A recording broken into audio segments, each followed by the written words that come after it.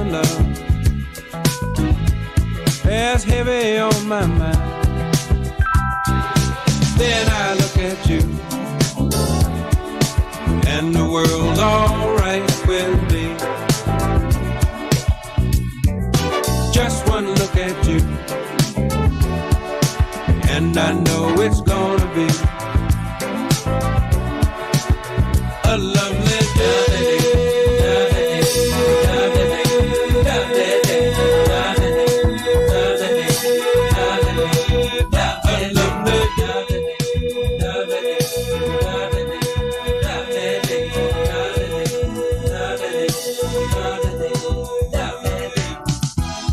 When the day that lies ahead of me seems impossible to face, when someone else instead of me always seems to know the way, then I look at you, and the world's alright with me. Just one look at you, and I know it's gonna be a lovely day.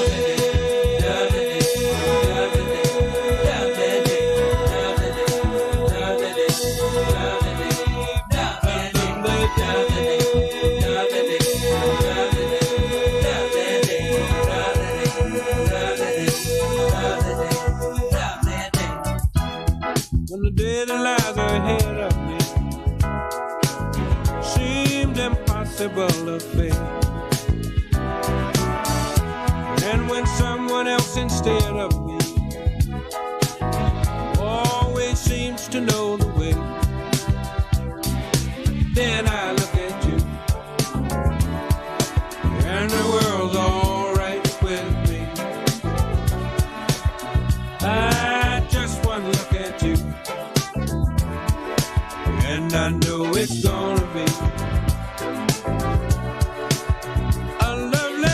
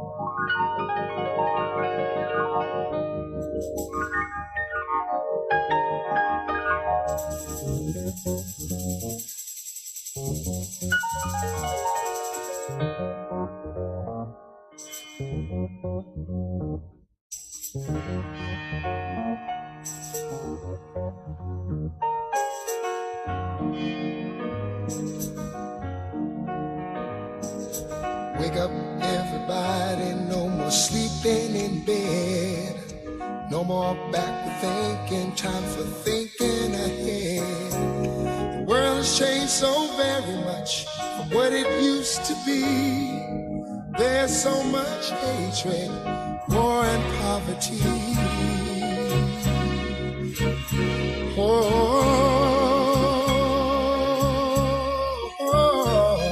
Wake up all the teachers, time to teach a new way. Maybe then they'll listen to what you have to say. They're the ones who's coming up, and the world is in their hands. When you teach the children, teach them the very best you can. The world won't get no better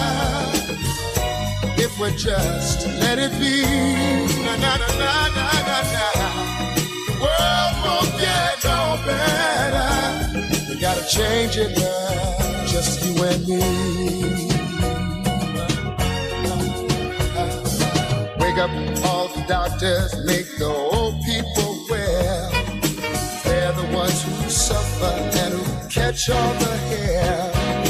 They don't have so very long before their judgment day. So won't you make them happy before they pass away? Wake up all the builders, time to build a new land. I know we could do it if we all lend a hand.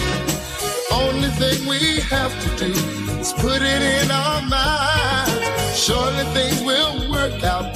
They do it every time. The world won't get no better if we just let it be. Na, na, na, na, na, na, na, na. The world won't get no better.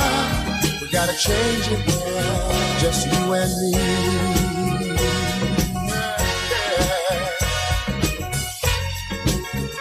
Change again, just you and me. Change again, change again. Can't do it alone, do it alone.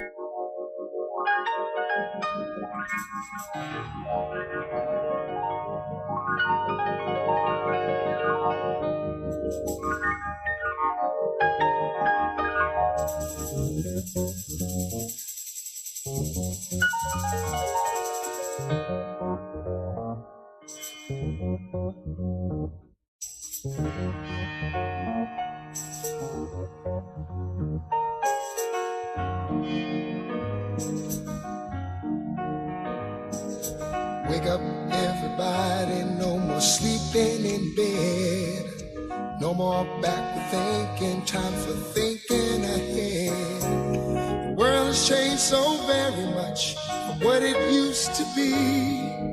There's so much hatred, war and poverty.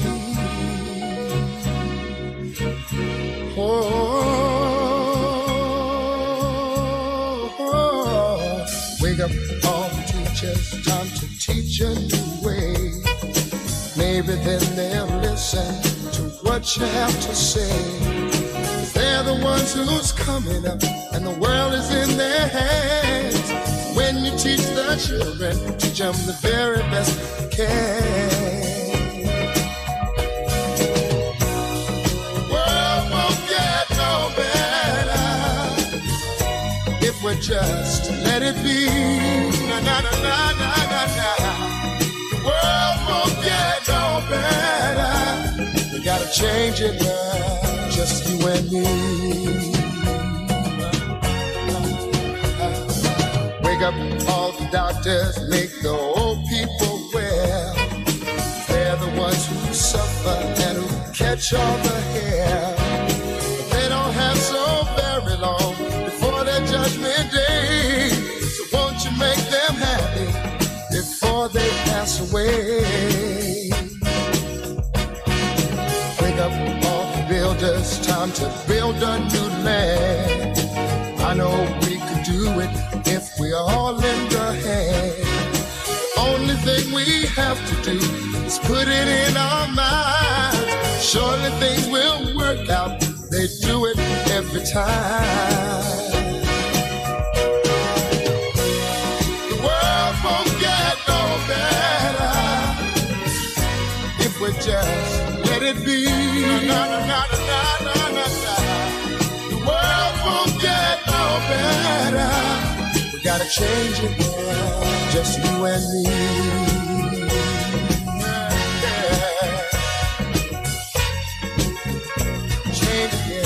Change again, just you and me.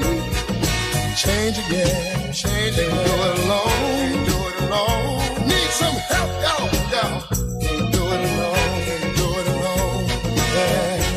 Yeah. Wake up, everybody. Wake up, everybody. Need a little help, y'all. Yes, I do.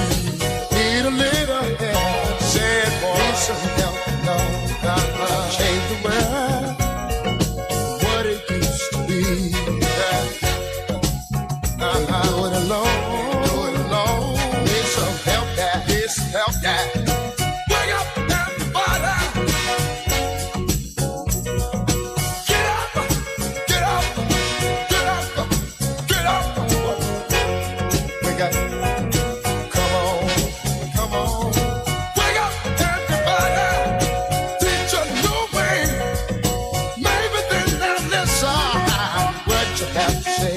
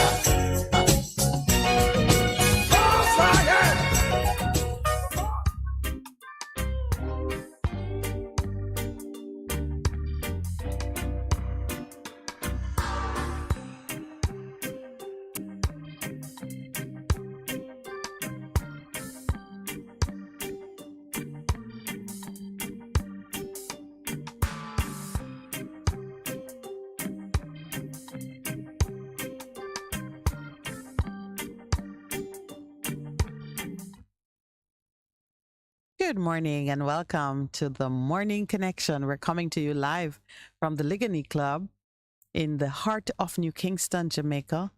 We are, of course, on Bess100 FM.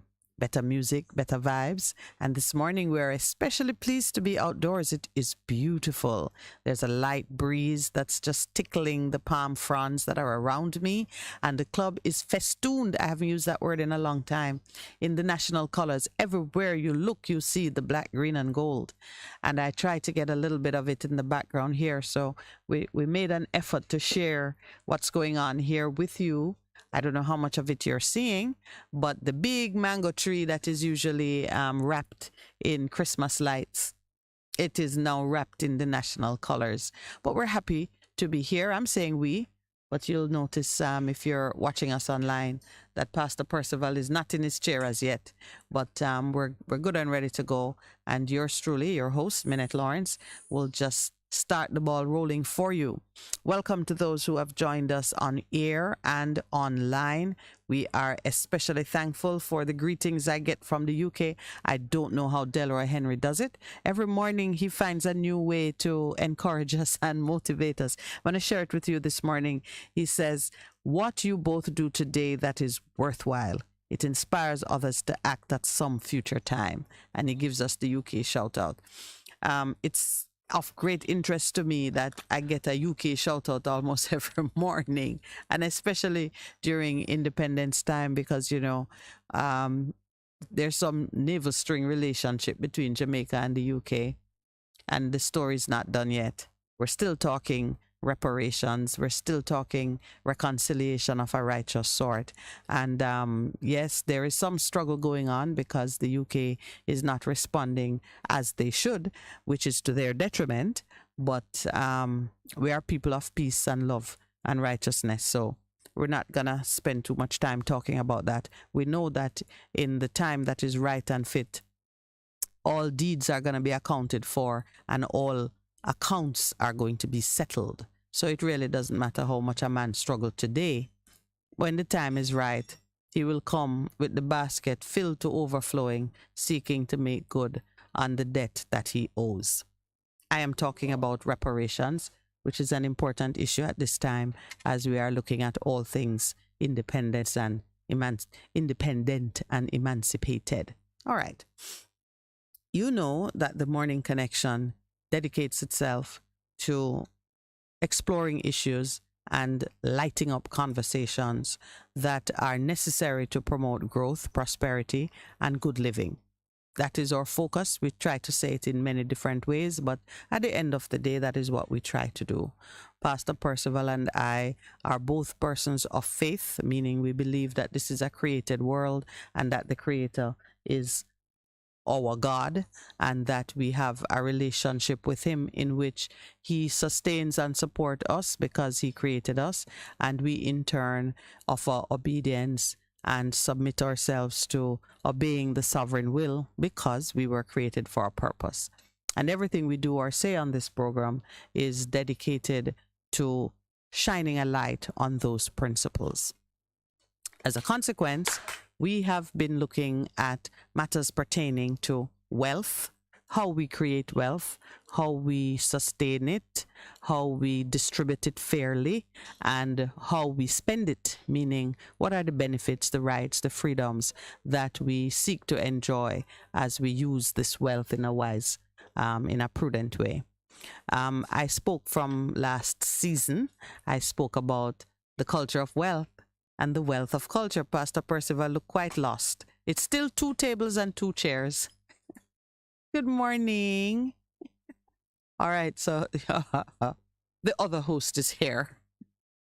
And you get to see what he does as he sets himself up for the morning show. Good morning, Percy. I think your microphone is live, so you can say it a little louder. No, not yet? All right. So just to give you the, we have just 2 minutes to our first break. So while Percival gets set up, I'll explain a little further the path that we're on. So we've talked about wealth. It is an important part of how we set ourselves up as a nation to enjoy the fruits of nationhood. So the subject matter is the culture of wealth, meaning what are the norms, the practices, the protocols, the values that surround and support wealth, the creation of it, the preservation of it, and the application of it. That's how I'm starting this morning, because we want to put ourselves in a position to create wealth and to be able to use it wisely and to share it with the brothers and sisters under the covenant. I have 2 guests lined up. I am not gonna say the names as yet because I want to maintain a little mystery and bring you back after the 6:30 bell. But suffice it to say, the 2 persons that I have asked to join us this morning each have a very unique contribution to make on the matter of wealth. And as we are moving towards the actual Independence Day, I want us to be very conscious of where we stand on the wealth spectrum and how we're going to move ourselves from a place of less wealth to a place of greater wealth. Are you with me now, Brother Palmer? Ooh, that's what they used to call my father. Was that a good or a bad thing? It is a good thing. Oh my, I loved my dad without any kind of limitation. A good gentleman. I don't know if he was a gentleman, but he was a good father. Was a good father, well. But that's all that was needed for you, wasn't it? Absolutely. Daughters, don't worry about whether daddy's a gentleman. Yeah, I'm just saying, my daddy that. That's and my daddy will fight for me. Absolutely. So have this thing happened to me one time. The boys were having a discussion at school. Whose father is stronger than who? Really? What can really happen and whose father can beat up who and that kind of thing. That is definitely boy talk. Yeah, so you go to school one day and a gentleman come up to you and say, me or see you can't beat me up. Really? Say, what you talking about, sir? He says, oh. Oh, all right. We have to get the punchline when we come back. When we come back, please stay with us. We're taking our 6:30 break. This is the Morning Connection.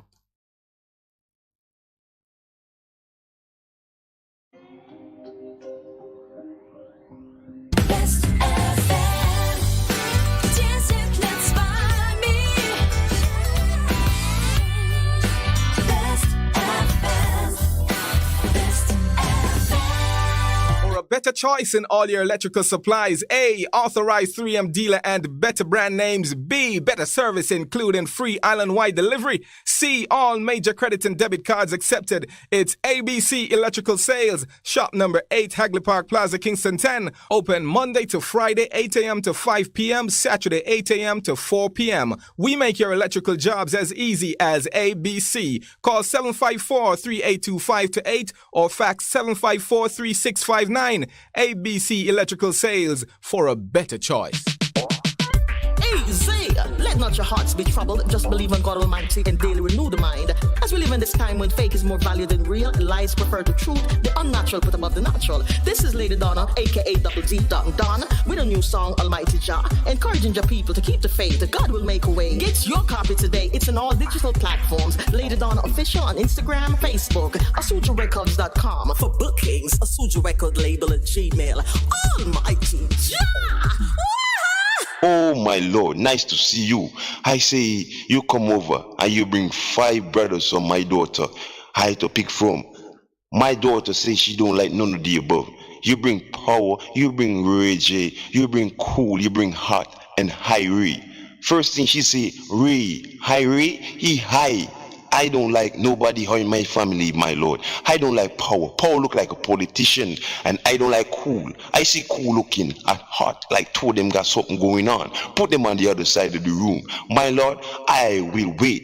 I want the best for my daughter. I wait on the best, because best is always best to me.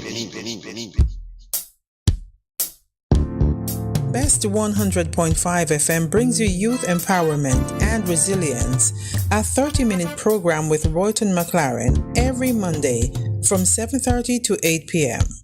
Your Monday nights will not be the same again. Managing stress, trauma? Let's talk on youth empowerment and resilience with Royton McLaren on Bess100.5 FM every Monday from 7:30 to 8 p.m. Bess100 FM is the authentic voice of Jamaica, promoting your prosperity with better vibes and better music. Let us promote your goods and services for you. Advertise with us. For more information, call our office at 876-276-8935. That's 276-8935. Today's best music. The best mix of your light-run favorites is on Bess FM.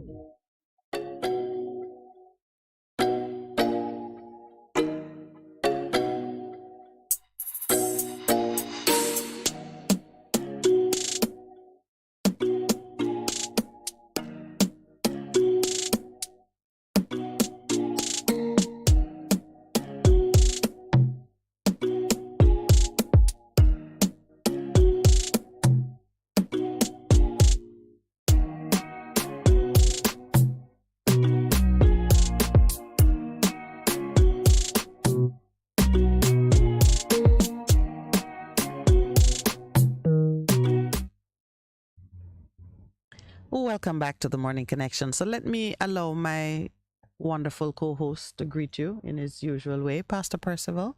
Hi, morning. It's not me I greet you now. Good morning to the TCM family that's listening on the radio. Who's TCM? Transformed Covenant Man. No, TMC. That was TCM. Transformed Covenant Man. Yeah. Let's not make up something. You mean a girlfriend yesterday? Really think? Who made up something? The caller who said Caribbean mean Caribbean. Yeah. And somebody was joking saying he might go tell us behind. Carry behind. It was so funny. We carry things behind we. Yeah, but interesting. Yeah. But good morning.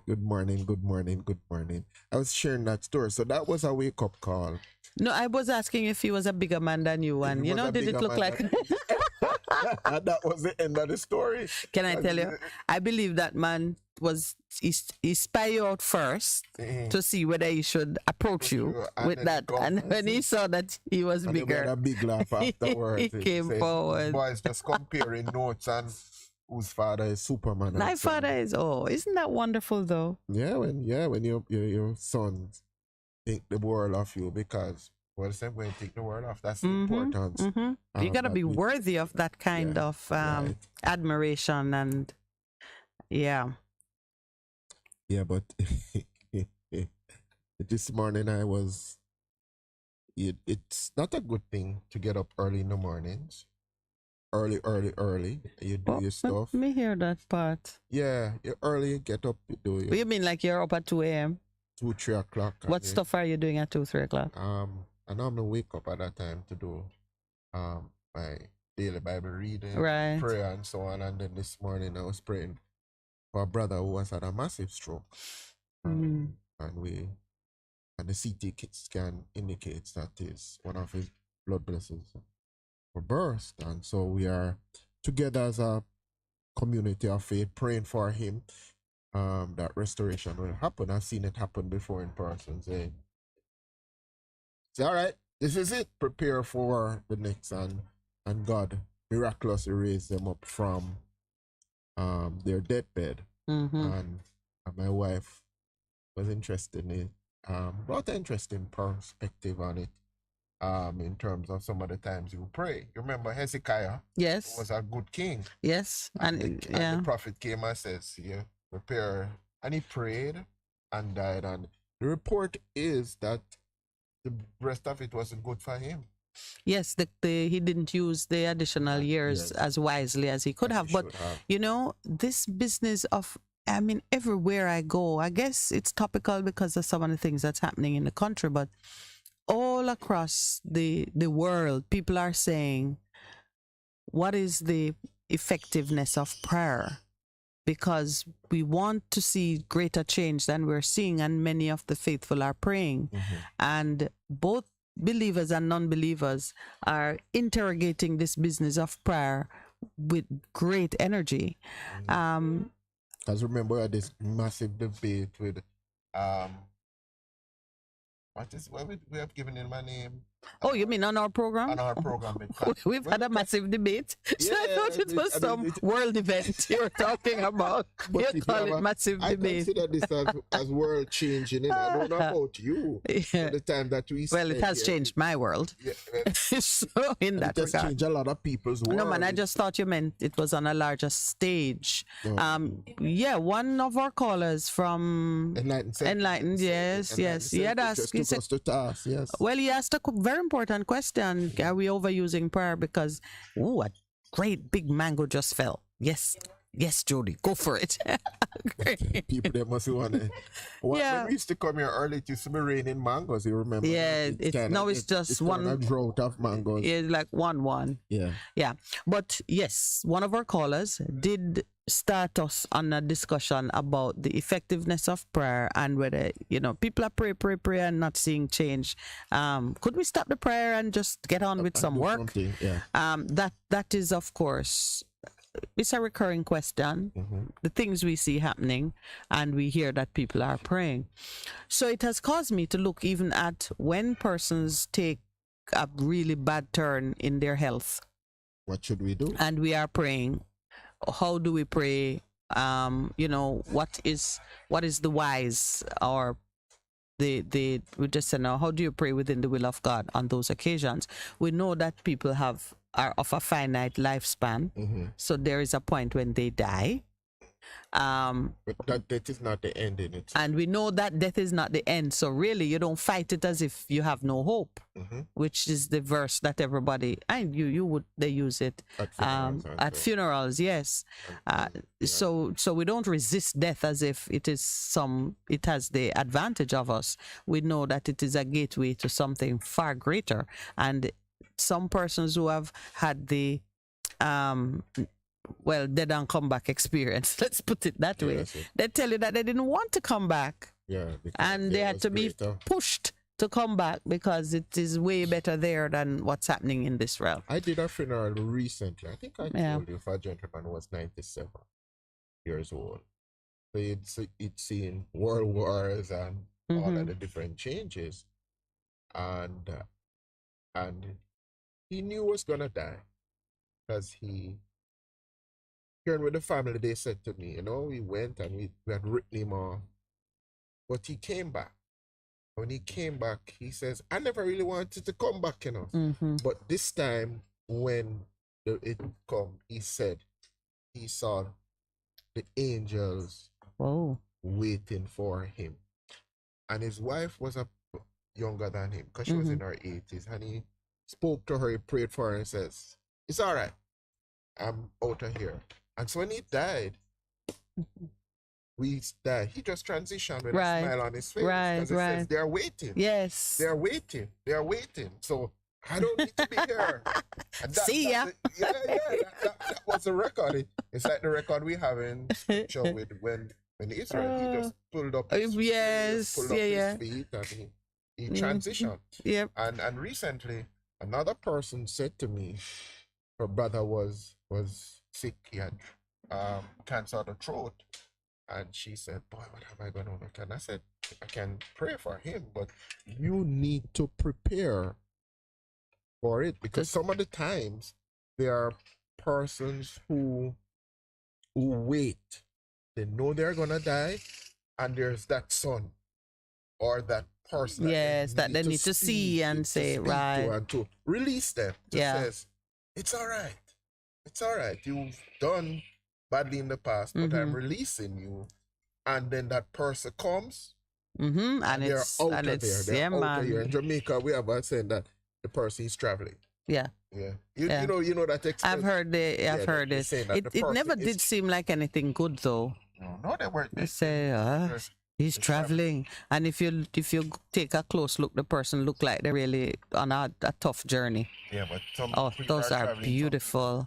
And people are smiling. So for me, that is a transition. All right. So I'm asking you now, and I mean those who know what's happening in your community may hear and have an opinion. But what then do you pray for?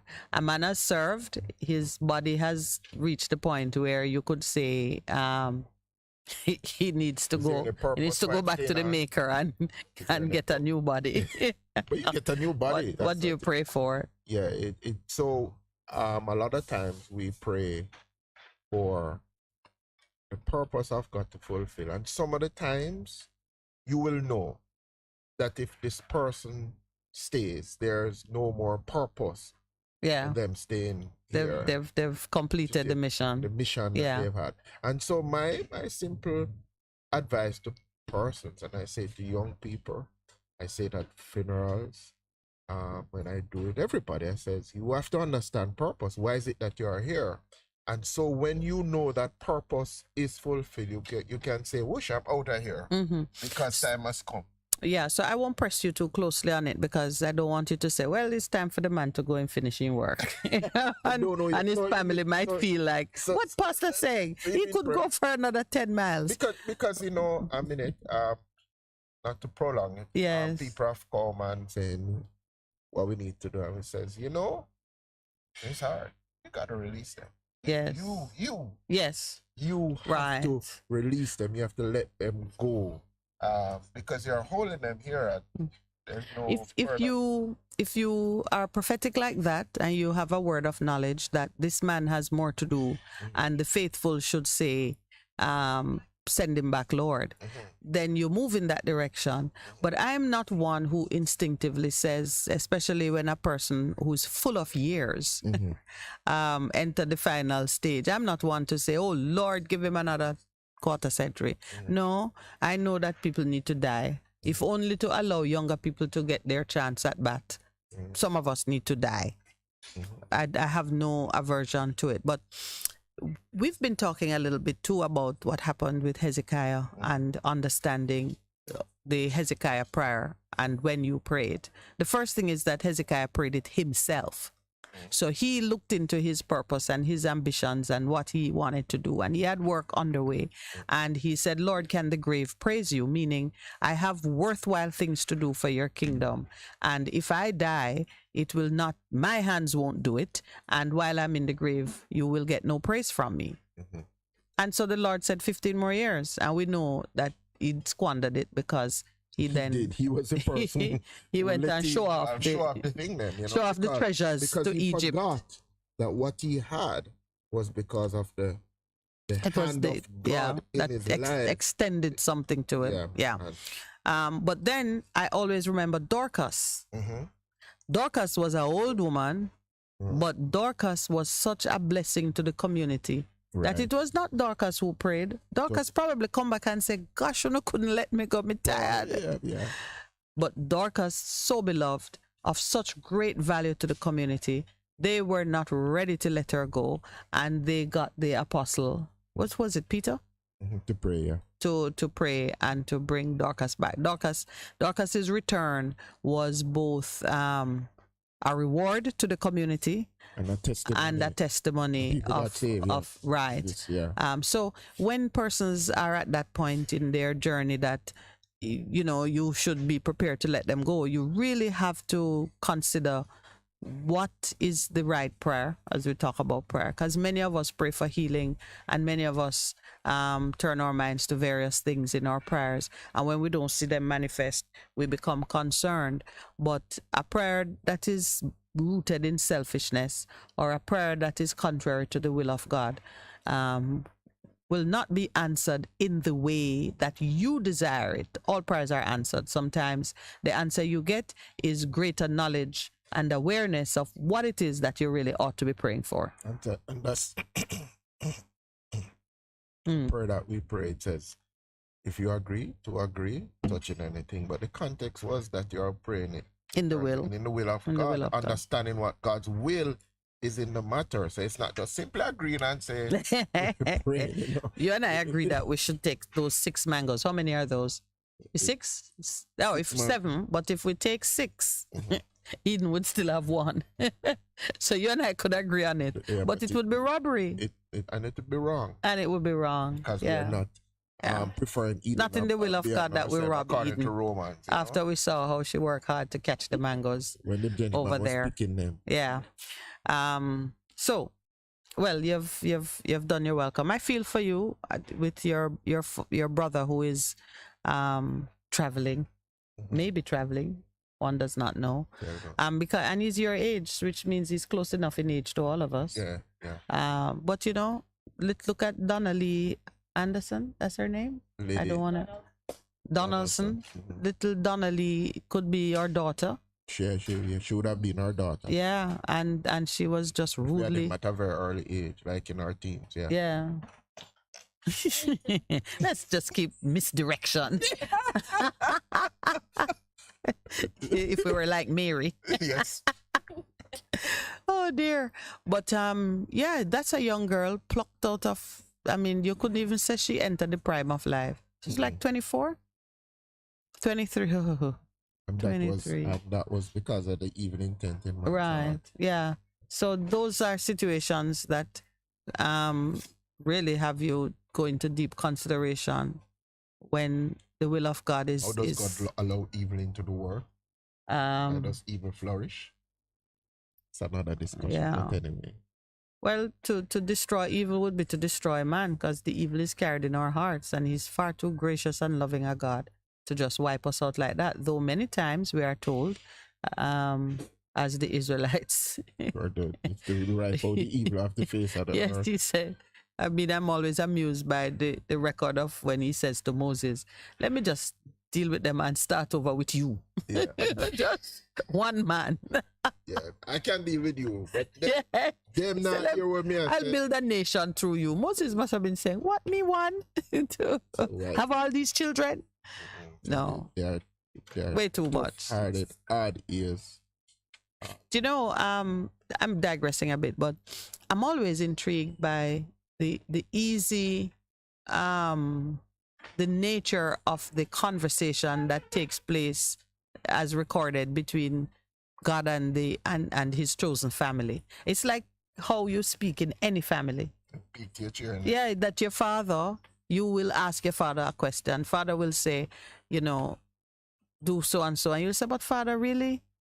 Then suppose. I find it a very kind of comforting perspective, because it tells you that you can speak in your own comfortable way with your father. You don't have to stand on any extreme protocol and Like last night, someone said something to me about, like, you could pray for something which your father knows you need, but because you haven't been good, he withholds it from you. So like you're praying for a house or you're praying for a job. You need shelter and you need to be occupied in a way that can generate money for your family, and and you can't get no job and you're not getting no house. So you would say, God has not granted me my prayer. Right. And then somebody would say to you, boy, your prayer not going to win because you need to go get married, or you need to stop drinking, or whatever sin they might be able to lay at your door. That's how we normally see it. And that is how we see it. But that's not how God looks And at it. I said, wow, you got to consider the character of God and really understand for yourself, is this, and if this is the God you're worshiping, you should stop.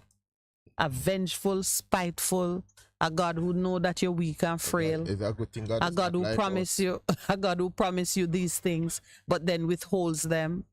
Not true. And that is what mercy and grace is about. Yeah. Grace, concept of grace is unmerited favor, because the record is that because of how we were, we should have get beat up and we should have gone suffer the penalty for our sin. But grace says, mercy says no. Mercy, which is God's grace, says, all right, the truth is, my standards are so very high that you're not going to reach it on your own. But this is what I'm doing. I'm just simply asking you to understand that your very existence, in me you live and move and have your being. It is in me that you find the true purpose of living, and just walk in obedience to what I've said, and you're good to go. And if you mess up, there's always an avenue for you to come back to. And that is what it is about. Last week, were on the whole thing of the purpose of the law. And the purpose of the law really was to show us that as much as you tried, it wouldn't happen. So that is why I've done this. Yeah. Yeah, I was actually looking back for the scripture that says that it is God who has given us the ability to create wealth. Deuteronomy 6. It's in Deuteronomy. Deuteronomy 6. I'm out on a limb now. 20 verse 8. It has. I know there's a. Anyway. Deuteronomy 6. It is He who gives you the power to get well. Deuteronomy 6. When He was telling them. And you, out of that, you must tell the children every day what it is. So let me look. It's 6:22. Not 22. 6 verse 8, maybe. I know there's an 8 involved in it. Yeah, it's Deuteronomy. No, not that. Anyway, suffice it to say, the ability to generate wealth is it doesn't come from the devil, or it's not evil. Let's put it that way. Many of us sometimes think that all rich people are sinners, or only sinners can get rich. Whichever way we want to turn it. I want to start as we look at wealth. I want to start at that place for us to be fortified in our knowledge and awareness that wealth comes from God. It is within the will of God that you generate wealth, are wealthy, can enjoy the benefits of wealth. And I don't know why I'm not finding it right now, because it definitely is something that I have had my attention on in the last couple of days. Anyway, so we are in agreement on it, and you can check for yourself to know that there is no sin in being wealthy, and there's no evil in even pursuing wealth, the generation of wealth. The kingdom of God has to be financed. And like any business, it is financed through the application of wealth, the riches of the world, in whatever form it takes. So, as with many things, a culture, a set of behaviors develop around wealth. and it is developed not just organically because wealth is enjoyed by people, and the way in which people enjoy it become fairly standardized. If you get to a certain level of wealth, you buy a car, you grow a little more, you buy a house, you grow some more, you take a certain type of vacation, you get some more, you move to using a private plane, you get lots more, you decide you need your own helicopter, private plane, $300 million yacht. It sounds very specific, but it's Deuteronomy 8:18. But thou shalt remember, Lord thy God, for it is He that giveth thee power to get wealth, that He may establish His covenant which He swore to thy fathers, as it is this day. And remember, the covenant now, would be the Abrahamic covenant, which is blessings, blessings, blessings, multiplication, growth. It's simply based on faith. And that is the exchange. You get these benefits, you remain faithful, you get these benefits. Or which way would it go? I think it is your faithfulness will put you in position to enjoy all these benefits. It's really not like you're being paid. And the covenant is about covenant between us and God. It is a covenant that says, most times we have covenant, it's between two equals, but in the covenant with us and God, contract. Yeah. Covenant is, some people understand it that way, but it is a covenant which speaks to one who is greater, is saying to you who is lesser, because you don't have the power to do it, and he's saying to you, all I'm asking you to do, just be obedient. Yeah, that is one of the differences between contract and covenant. From a lawyer. Yeah, in the realms of law. Yeah. And so covenants tend to be more enduring because the person of strength has the ability to be constant. And to do what he says he will do. That's why, like, you have covenants that run with land. It is presumed that land won't change. That is the land. Covenant will be there. You need to fit yourself within. Are you serious? Yeah. So the covenants, easements are contract. I give you a bly to do something in relation to my land. That's an easement. It can change based on who owns the land. So the easement would be personal between you and me as a contract. But if I sell the land to Jody and Jody can change. She can change the easement. The conditions of the easement can change. Okay. But there are some covenants. The covenants now run with the land. It doesn't matter who. So when you buy say you're buying a housing development and it has restrictive covenants against subdividing or running a business on it, or, whatever, how you treat with storm water or so on. Those are covenants now that are part of the land. If the ownership of the land change, the covenants stay the same way because it runs with the land. If you want to change it now, statute, the bigger covenant, the Constitution, that allows your government to make laws to regulate various things, that bigger covenant will establish a way by which you can change a covenant on land. It involves going to court. That's why for some of these housing developments that run into problems, you have to go to court to change the restrictive covenant, and the people in the community have a right to object, because they say, when you strip away this covenant, you have devalued my land, because my land benefits from the covenant that is on that piece of land. You want to talk about that a little bit more. So because, you like it? because I could not understand. Why is it that a lot of people in communities, I remember when Covenant Community Church, wanted to build a church. Yes. On Hope Road. They were the ones who had a tent there for a long time. And they wanted to build, and the people said no. No, right. You covenant can't change this covenant. And they went to court. Yeah. Wow. And they won, if I recall. Yeah, they won. Yeah. That was interesting. So I'm every day I come, I learn something. I try. A lifelong learning. So you must be a lifelong learner. But that's a very interesting thing. But now I'm understanding it better, and I think the public is understanding it better why people can take people to court. Right, and succeed. Yeah. And why they are horrified when you take them sometime and you fail. Okay. Because that bigger covenant under the Constitution can cause a change. Okay. All right, we're going to come back to it because oddly enough, restrictive covenants that keep land bound in a certain state of development is amongst the cultural reinforcements for wealth. Yeah. Interesting.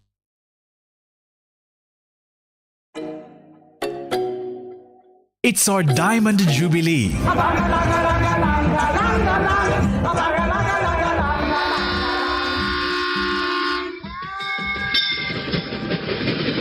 With a history spanning more than 175 years, Jamaica's rail network is one of the oldest in both the Western Hemisphere and the world. Jamaica was among the first countries to have a railroad, with the first tracks being laid as part of the then Western Jamaica Connecting Railway on November 21, 1845, connecting Kingston to Angels in St. Catherine. It was a thing of great excitement and wonder. The company's new steam engine, the projector, having been attached to the train consisting of some 8 or 10 well-filled carriages, started on the first railway excursion in the British West Indies. This was a mere 17 years after the United States opened its first railroad in 1826, and 18 years after the first railway line in the world, connecting the towns of Stockton and Darlington in England, were opened in 1825. Railway expansion continued in Jamaica over the period 1846 to 1864, with lines from Spanish Town to Old Harbour and Bowers River, Kingston to Stony Hill, and Onoto Bay to Montego Bay being constructed. Over the decades of the late 1800s into the first half of the 20th century, Jamaica's railway system experienced many good times as well as a few bad times. Ownership of the railway changed hands among private owners several times over the decades, until in 1960, just 2 years before the country achieved independence on August 6, 1962, at that time, the Jamaican government turned over the management of the railway to the newly established Jamaica Railway Corporation, the JRC. The government found it necessary to establish a railway act, which more or less gives the power to do whatever is necessary to operate a rail service, because the existing legislation at the time did not allow us to do that. After established the Railway Act, which allows the Jamaica Railway Corporation to be a little more flexible to operation. Consultant engineer at the JRC, Anthony Allen. When the JRC took control of the country's rail network, the primary cargo of the trains was agricultural produce, before eventually transitioning to primarily transporting bauxite for local companies among various routes. In 1969, passenger traffic using trains along the now long and numerous routes across the country was more than 1 million per year. However, by 1973, an issue that has plagued the railway system since its origin re-emerged, that of operating capital. By 1975, the financial crisis led to an inability to keep up with the maintenance of trains and lines, and in 1974, the Maypen to Frankfield line closed, followed by the Bogwalk to Port Antonio line in 1975. This trend continued for years, with routes being closed and reopened until October 1992, when public railway transport services ceased operating in Jamaica after 147 years. It's an economic decision because passengers really cannot really pay for the wear and tear of the rail and the maintenance for the locomotives and the track and infrastructure in general. So passenger trains really have to be subsidized. And over the years, the subsidy became more and more and more as the equipment age, as the track age, and therefore it proved to be very uneconomical to continue to move passengers. Since 1992, trains have hit the tracks to transport passengers across the island. In April 2011, the service was restarted along the Maypen to Linstead route, but was stopped again in August 2011. In 2022, trains made another comeback with the introduction of the student passenger rail service to provide safe and cost-effective transportation to students from Old Harbour and Linstead to Spanish Town. There are also plans to restore Jamaica's railway to some semblance of its former glory, with works in the pipeline that could see the return of a route from Kingston to Montego Bay. The ministry is confident that our railway system now must be restored, and we now have a pilot project from both Linstead and Old Harbour. We're starting with that pilot project with our students. We are going to put in a service from Montego Bay to Appleton Estates as a tourism initiative, and then we're going to put back Kingston to Montego Bay and eventually Kingston to Port Antonio. Transport Minister Audley Shaw. The bulk of the rich history of Jamaica's railway system is now largely preserved in the many train tracks that run across the island and the numerous abandoned and repurposed train stations, 14 of which have now been declared National Heritage Sites by the Jamaica National Heritage Trust. With Jamaica now in its 60th year of independence and the possibility of trains making another comeback over the medium term, the work continues as we reignite our nation for greatness. Rise, Jamaica, rise, and let us celebrate. Let's forget the past. Independence time is here. Jamaica 60, reigniting a nation for greatness. A production of the Jamaica Information Service, the voice of Jamaica. Bess FM-100 on your dial. Keep listening. You're simply the best. Better than all the rest. Better than anyone. Anyone I ever met. You're simply the best. Bess FM 100.5 on your dial. Keep listening. The Morning Connection is not your usual talk show. We aim to stimulate discussion and chart new paths to self-empowerment. So please join us, Minett and Percy, on The Morning Connection, Mondays to Thursdays, 6 a.m. to 10 a.m. on Bess100 FM. Bess100 FM is the authentic voice of Jamaica, promoting your prosperity with better vibes and better music. Let us promote your goods and services for you. Advertise with us. For more information, call our office at 876-276-8935. That's 276-8935. With all the best music from yesterday and today. All genre radio. Is our resident restaurant. You can trust them with all your catering requirements. Take advantage of our excellent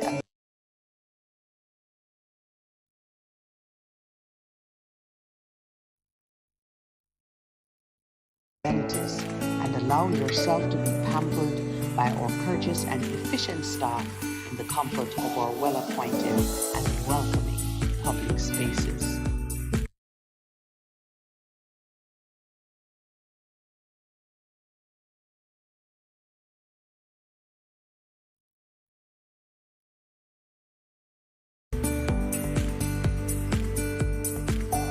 You are being invited to make this your home away from home. Take advantage of our full-service gymnasium.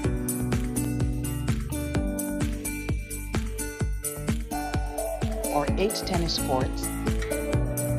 Feel free to wander through the gardens and enjoy the relaxing atmosphere of this oasis that remains as charming today as when we first opened our doors in 1910, and our large-size swimming pool.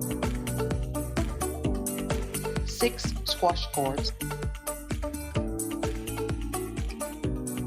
In the evenings, relax. Welcome back to the Morning Connection, and I am so delighted to give a very special shout out to Wayne. Wayne, you found us. I'm happy to see you, and you're chatting it up as usual. Or Wade is one of our regular callers on Thursdays when we don't take calls. He's now giving us some lively chatter. So yes, if you go to the YouTube channel, oh boy, the producer stopped quarreling with me for not promoting YouTube. I think he has given up. Pastor Percival, we need to promote the fact that we are on YouTube. We're on all of the social media platforms, except maybe IGTV. I don't think. We're on Instagram too? Yes, live on Instagram. Oh, okay. Oh, so yeah, you can find us, Lola99 on, what's the other one again? On YouTube for Lola99, also on Facebook, also on, what's that other one? I've forgotten its name. Twitch. Also on Twitch. Lord have mercy. We're going to keep Pastor out of promoting the social media part. One of those words. No, one of those words is just borderline. Swatch. JP petty sessions is a borderline petty session word. Don't keep saying it, please. Swatch is a brand. Yeah, it wasn't Swatch. Okay. Yeah. Anyway, but yes, we are there, and you can chat with us. A couple of things Wayne is saying on the matter of wealth. Christ said it is easier for a camel to go through the eye of a needle than a rich man to enter the kingdom of heaven. And that is because they should use their riches to help others, to help themselves. And it is good to teach a man to help himself than to give him handouts.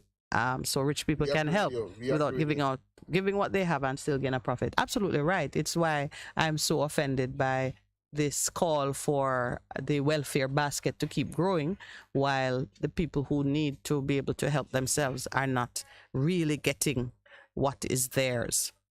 But if it is used very well in terms of you do it well in terms of what you do with it, it will cause it is used strategically. So one of the things, all right, you're gonna do welfare. According to some people, welfare, why don't give grants that people can help with backyard farming, those kind of things. Tie it into something that has that's productive and has national significance. We've been talking a lot about food security, but I don't think we're beginning to understand how important that will become, because they're going to be using food to control people. Oh, Lord. All right. So Delroy Henry just made a point, which I'm going to read it as he has put it there. He said, Miss Lawrence, honestly, it's a disgrace to see Prime Minister Holness drive all the way to Christiana to give a young lady a check for $150,000 to start a business and can't make the effort to visit Dana Lee mom in Kingston. Is that where we are now? What's her name? Dana Donnelly. What's her name? It's Donnelly or the money to start the business? Who it was?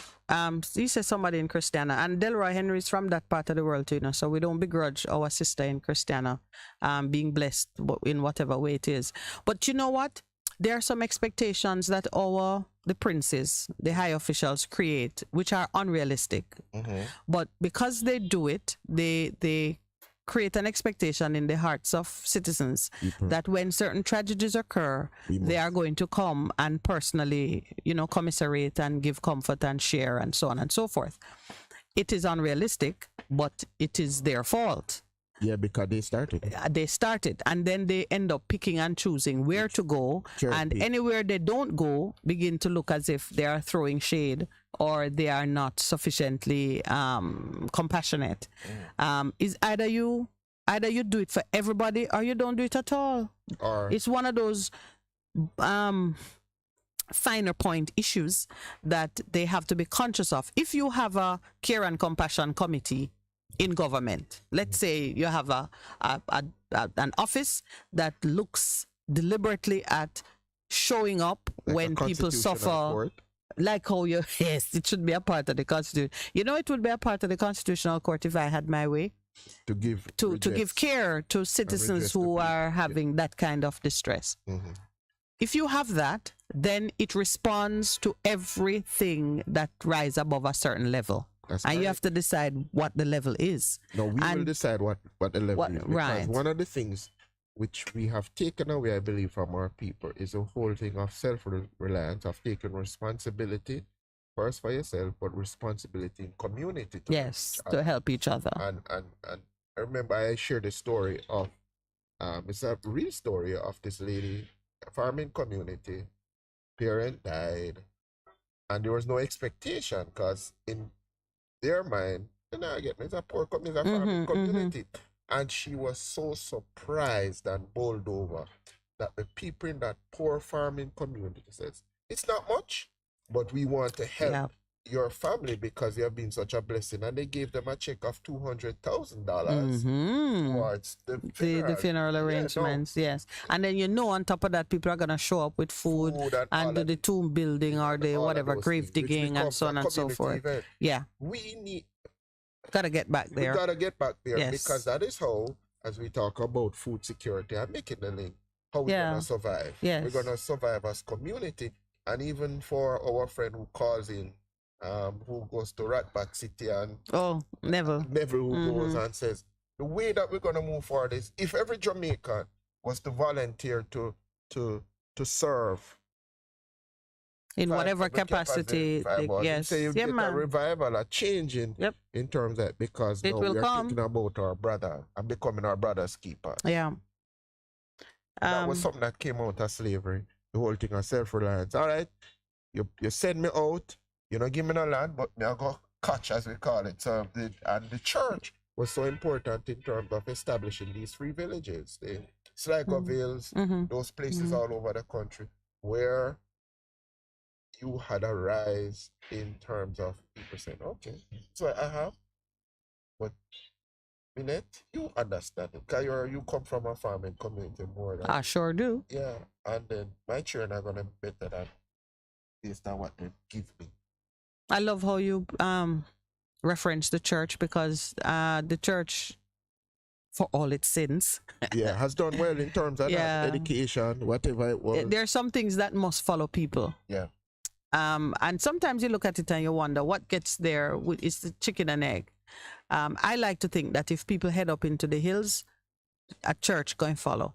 Somebody there going to have an affiliation with something, and it's going to come in and build with the people. And that is the sort of organic relationship that you want to encourage, where it's not faith forced, it's just flowing. And this is really the wealth of culture now. Yeah, faith and community. Because your faith is a part of your cultural expression. It is. And when you go somewhere, it is a part of what you bring with you. And it too must grow like everything else. Don't only let the evil grow. Let the good that is in man also flourish and grow, which is really the wealth that we like to talk about. I really do hope that in the arrangement of our affairs, our public officials can find a more equitable way to show the compassion and the care and show up at the places that warrant it. And you do it. You must have a way of doing it without thinking that you are now interfering in the administration of justice, because you know, some people might be saying, well, you know, the issue with this young lady's disappearance is it's now a homicide, and if certain high officials were to show up and visit with the family, they are signaling something. It you know, things can be misread in so many ways, but you've got to push on notwithstanding and ensure that the love you need to show predominates the decisions you make when you're doing it for the right reasons. Yeah, because it becomes easier. Some of the times for me, what guides me, I have to check the motivation of my art. What is in my art? What is it? Why am I doing this? In a lot of things that you relate to people, why do you do this? And if the art right and it can match up with principles of spiritual God, even though you're deliberately leaving off the H of heart so that you can reach a whole fresh demographic. Like when you say if the art right, I'm like, okay, are we? The heart is right. Are we drawing something here? If the heart is right. If the heart is right. And the principles stand up. Yeah. Go do it. Because some of the times I have learned if you are to follow what people say, then you become so boxed in that you do not do what is the right thing to do in the situation. Yeah. And Jesus was like that. Because, all right, let's take this one. They bring the woman to him. He's a teacher of the law. We just catch her. We just catch her we catch her, you know, in the act. In flagrant delicto. Yeah, and they say. So they're waiting for him now, you know. What is he gonna do? So, okay. So you're looking at Jesus, the freedom fighter. No, because he resisted.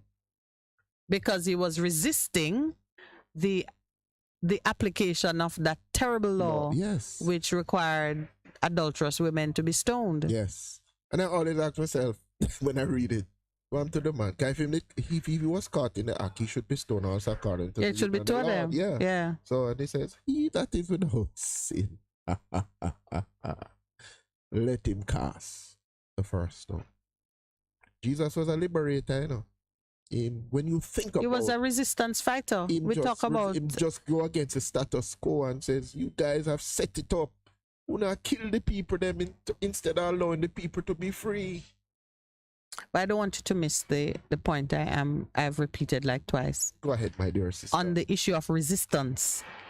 Because the law was known to be such. There was no controversy surrounding the law. You catch her, you stone her. She was caught and they were just over themselves with joy that now they have a true situation now to challenge this man on the law. And yet he found a way to put it back in their court on how they would administer this law. So he didn't contradict the law, but he certainly didn't enforce it.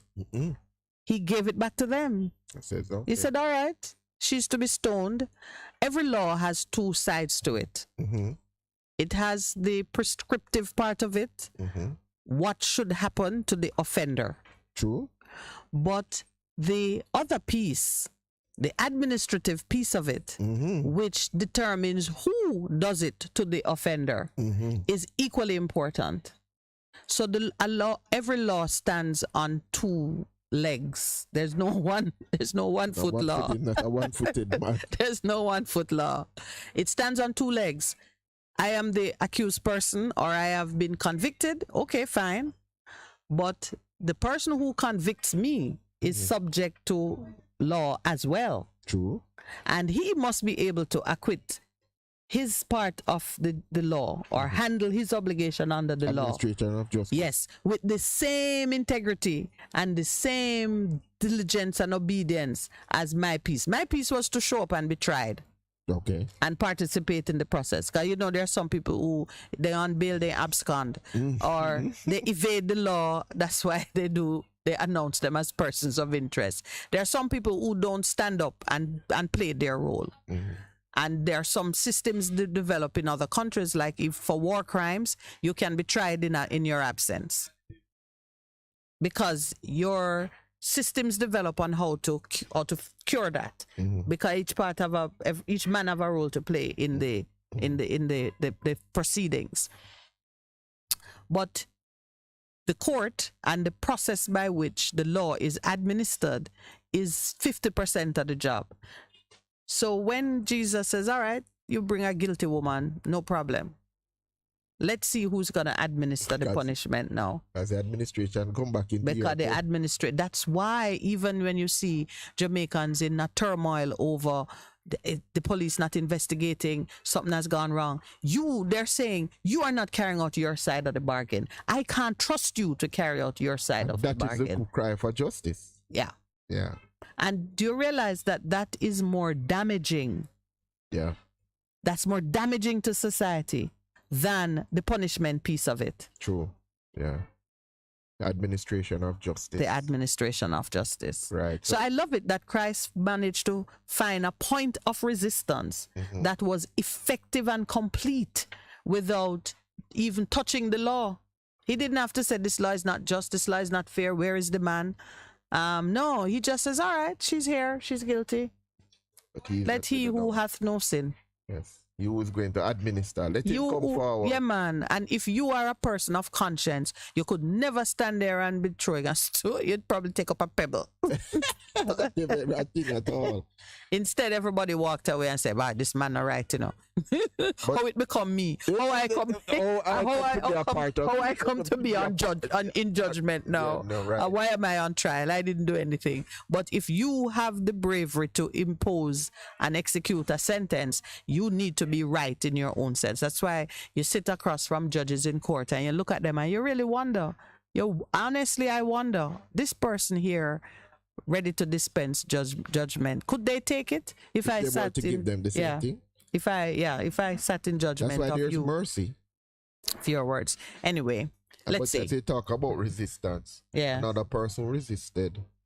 And what was said in terms of was Stephen. We mentioned him yesterday. Oh, yes. Resisting, but then the people in the administration couldn't take it any further. They didn't even wait on the trial to end. They couldn't take it anymore. No. That is so funny the way you put it there. It's true. The administrators of justice lost track of themselves. I said, no, man, we'll kill him now. They started. So it was no, and that's what made him a martyr. Yeah. That is what made him a martyr. Resisted, and some of the times we must recognize in the resistance, when you resist, some people say, we want the status quo to continue. Yeah. So, away with him. This because man Jesus was a resistor too. You spoke about him when they had him on trial.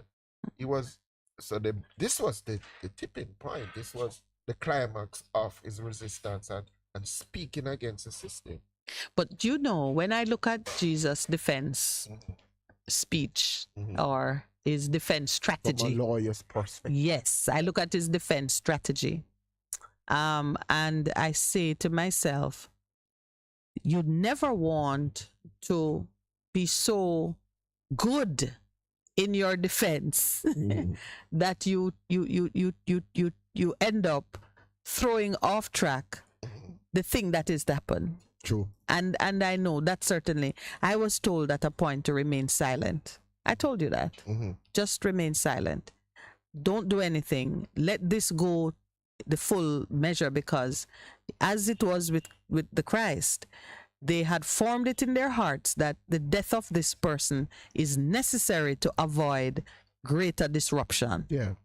Better one died than all of us. Absolutely. That's what they say. And they don't see beyond the death because they don't believe in resurrection. Yeah, that's true. And I would say to the persons who targeted me, who targeted Carousel, who target anything person of purpose, try and look beyond your immediate gain.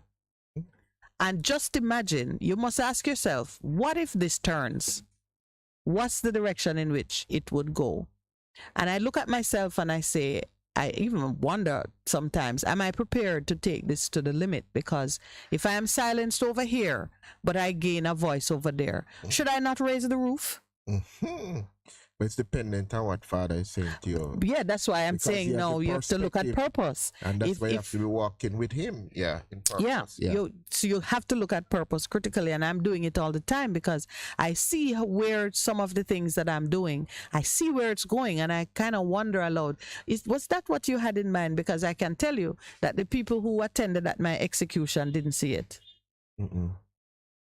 They thought, all right, this is it. Let's bury this one and move on. And they're saying next. Next in line. Next in line. Okay. So here are some of the things that I want to share this morning, Pastor. Some of it might seem a bit new to you in terms of how I'll shape it.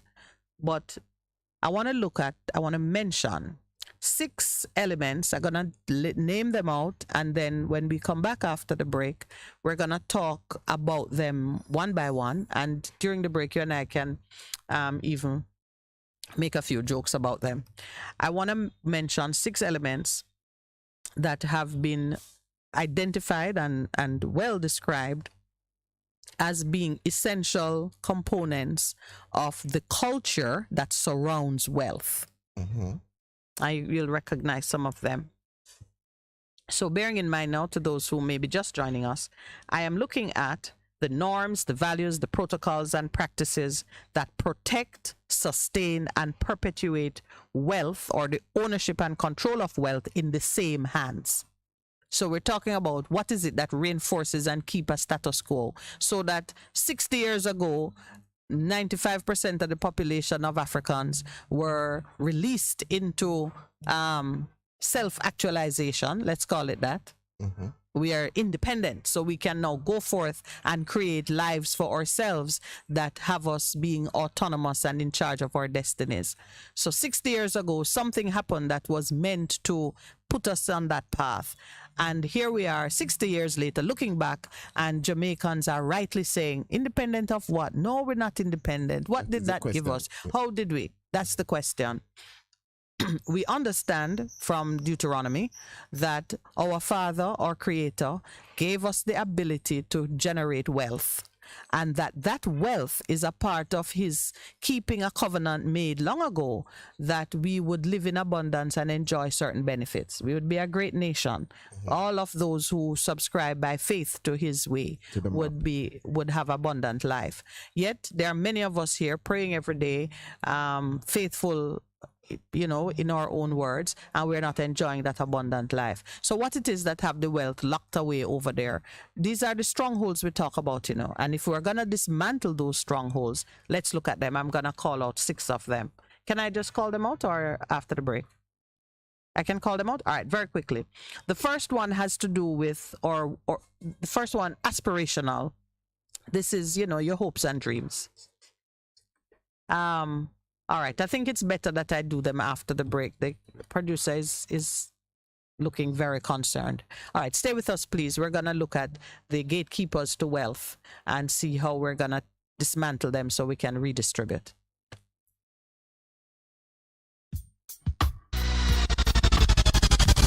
We'll be right back. He's coming back. Yes, indeed, it's redemption time with Apostle Clive Campbell, presenting a life-changing, life-challenging message to encourage, inspire, and motivate you towards your destiny. Every Tuesday night from 9:30 p.m. until 12:30 a.m. and on Saturday from 9 o'clock until 10, right here on Bess100 FM. It's redemption time. I'm standing firm. Crank it up. You got your radio locked on to the hottest station. Bess100 FM. Let not your hearts be troubled. Just believe in God Almighty and daily renew the mind. As we live in this time when fake is more valued than real, lies prefer to truth, the unnatural put above the natural. This is Lady Donna, aka Double D Don, with a new song, Almighty Jah, encouraging your people to keep the faith that God will make a way. Get your copy today. It's on all digital platforms. Lady Donna Official on Instagram, Facebook, AsujaRecords.com. For bookings, Asuja Record label at Gmail.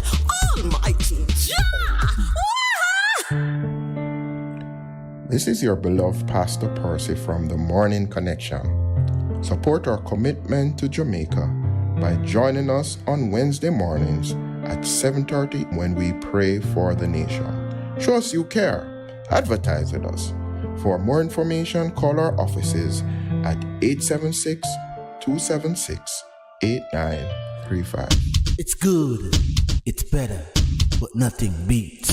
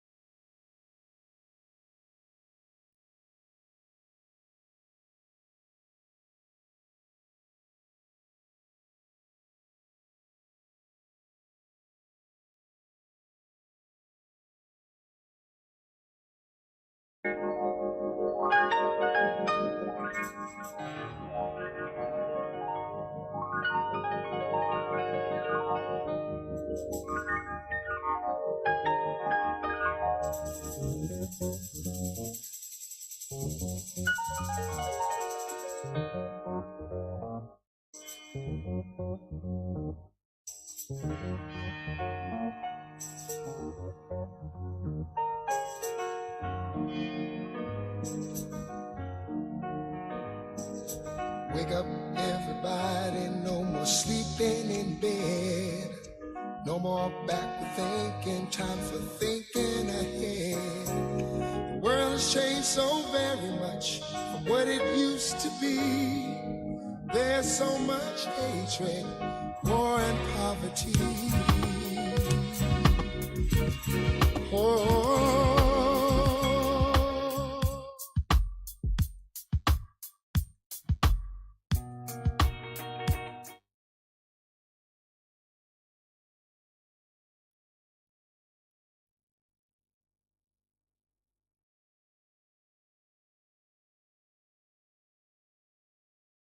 I'm the very best I can.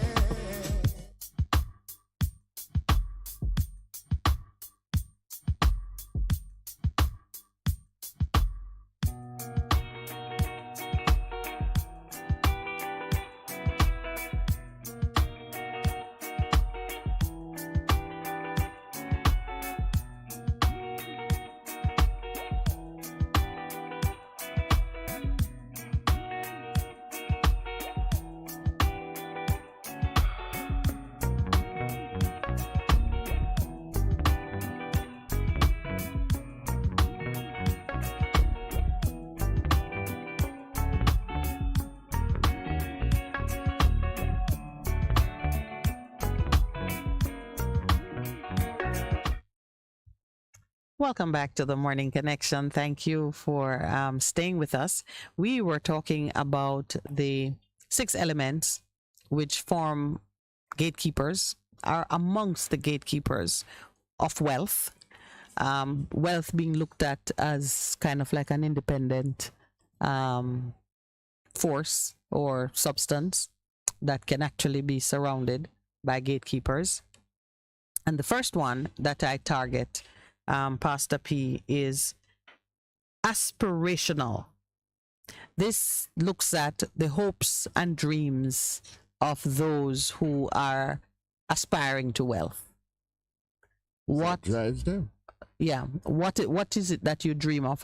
If you were to like go into an inner city community and ask the children what are their hopes and dreams, what they aspire to be, you would get a different set of answers from what you would get if you went into a middle income community and what you would get if you went into a wealthy, well-funded neighborhood and asked, you know, what do you dream of, what do you desire, and what are the dreams that drive you. So there's an element that is rooted in the imagination, the hopes, the dreams, the desires of those who aspire to wealth, already have wealth, or work with wealth.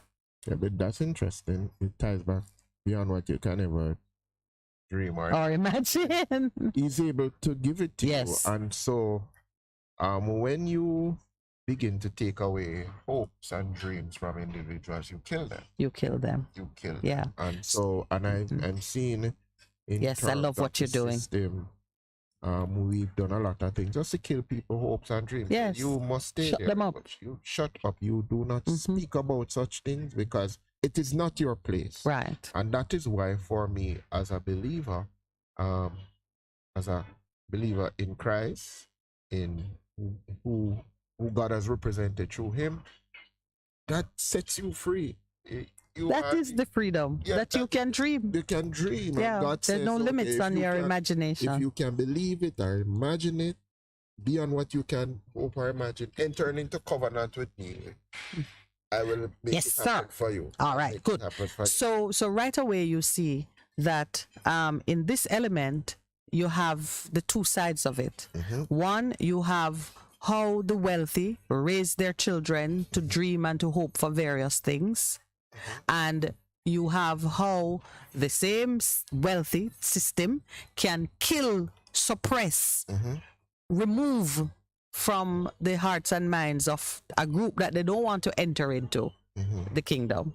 And so if you kill the dreams, then they don't even try to move. All they seek to do is move from one house to the next in the same neighborhood, or fix up what they have in the same neighborhood. They are not dreaming beyond you kind of set some invisible boundaries on them, and that is one of the gatekeepers. And that is the liberating thing about the gospel. Yes. That is so set you free. Yeah, man. Sets you free.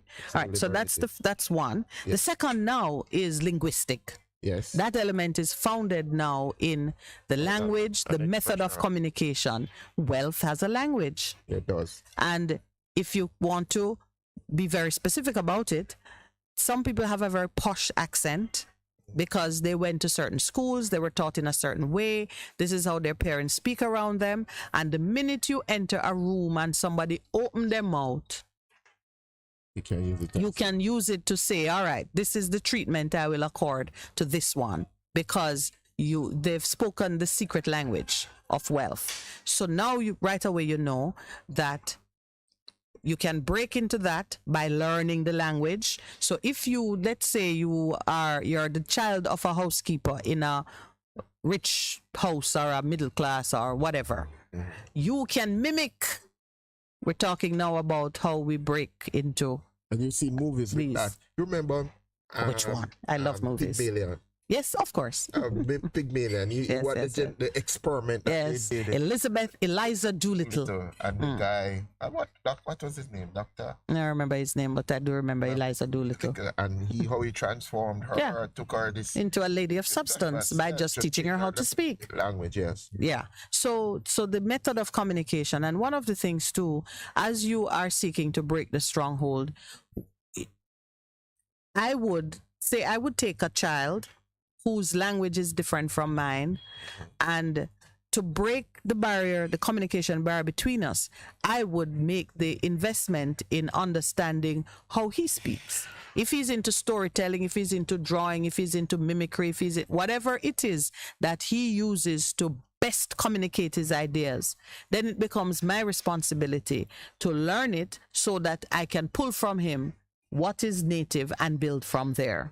And it is one of the challenges of our education system, that our education system must show respect and give value to how our people communicate, so we can teach them the diverse ways of communicating in different environments, so they're not limited.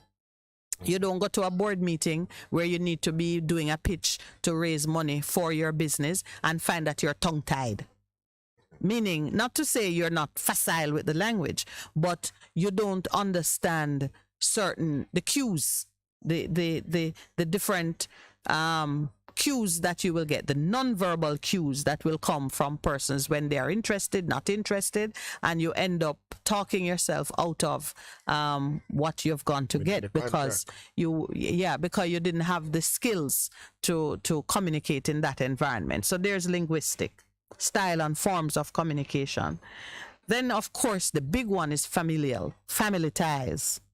Human resource. The human resource. And how do you leverage that, use that, build that, sustain that?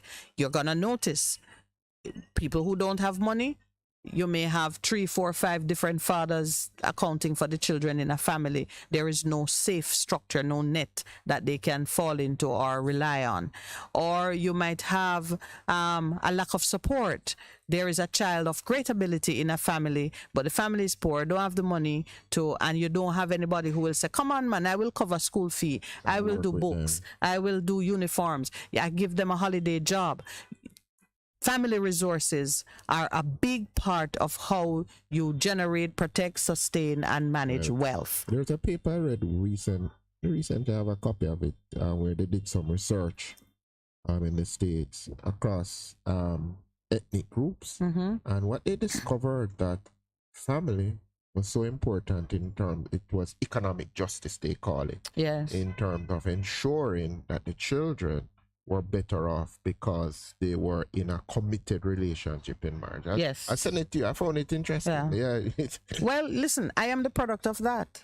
I am the product of a family of modest means, being able to accomplish a lot for the children simply because the commitment was there, the covenants were in place, and things were able to flow sideways, upside down, backwards, whichever way. When I remember how I went to university from a country community, I come to Kingston, I live on Hall. On Sundays, I had a sister in Duane Park. She would either bring dinner or I go to her for dinner. I had a cousin who was running a business somewhere. I had a holiday job. Wow. And so it was that through a network of family resources coming out of humble, same for me, unremarkable circumstances. Same for me. Yeah. Yeah. And so we can reflect on in terms of the strong family ties and who would help who. Yeah. And even as I reflect on Mom saying, I think I've said before, she decided, okay, the opportunity came for her to migrate. And she said, no, let my younger sisters who don't have that can we go. Yes, and she stay with our kids and build. And they went and they have made a life for themselves. Right. Because they never had the ties that she had. Yeah. Absolutely. Yeah. And, I remember now going to Barbados, and there was a very well-off young lady in our group. Her arrival in Barbados so much different from the rest of us. Her father flew up with her a month or so before, chose the apartment, bought the car, opened the bank accounts, and then when it was time for school, another journey went up, and so she was settled. I mean, the rest of us now, I do remember that my mother and my sisters came with me to the airport. I think they took a bus because it was just me going off to Barbados. And I'm not ashamed to say that I think in my immediate family, I am the first child to have gone so far with my education, gone to university. Not the first one to own and run business, but to have gone an academic route and then transferred it into a career and so on. I think I certainly in my immediate family, I am the first of my father's children to have gone that far. So when I was going off to study abroad, Barbados was foreign. I have a picture of my mom, a girlfriend of mine, and my sister at the airport as they came to say goodbye to me. So that's so very different from how my very wealthy friend, whose father was the head of a multinational oil business, I just remember that her father, they flew up and so on and so forth. We all land at the same place, but well, she's at a different point from where I am now, but notwithstanding, it did not make a difference in the outcome. But it helps in beginning. But of course, and certainly her car was available to us when we need to run into Bridgetown. Things, because she was a really sweet person. And then you have the social network. Now that is the big one. The school tie, the club, the old boys club, the godfather in the business. You can, when you have your idea, unremarkable though it might be for a business, there are 10 banks available to you to give you a loan. Every door is open. The social network is a critical element of what it is. It has been used to push, or to push up or push down. Yeah, and amidst that now, of course, are your peers and the other relationships that you can leverage, and all those resources allow you to navigate a variety of social spaces that will give you access to political power, access to economic power, to resources which may not be native to your own balance sheet. You're right. But it might as well be. And of course, you marry within groups. So it's not like, so the wealth stays within a certain network because persons intermarry and they support each other in a wide variety of ways. Oh, yes. It became a pariah to the family. Yep. He has gone on. That's what welfare himself. Okay, sir. I see you have a specific individual in mind. Yes, so that's the social network. And then for number 5, you have the navigational skills element. This now is your ability to move within the network, because there are some persons, they are a part of the social network, but for the life of them they can't move. And you see it. Some of them become academics who never leave the campus. Some just keep studying. Some come out, get very high profile positions, but don't actually. And then you hear they say they die poor, or they say, well, that one, they don't go on to shine because they don't have that related to emotional intelligence. In some part, but sometimes it is that entitlement syndrome that makes you lazy. Sometimes it's just laziness. Oh, that you don't want to move. You don't need to. You have resources. You're not gonna die hungry, but you don't advance and grow because you are not able to navigate. Or some people say they don't have they don't have political skills. Then you land in a big law firm, all of you are starting at the same point, but some people are able to make the right connections to the right partners, get the right work, and so on and so forth, and perform at a level that allow them to advance.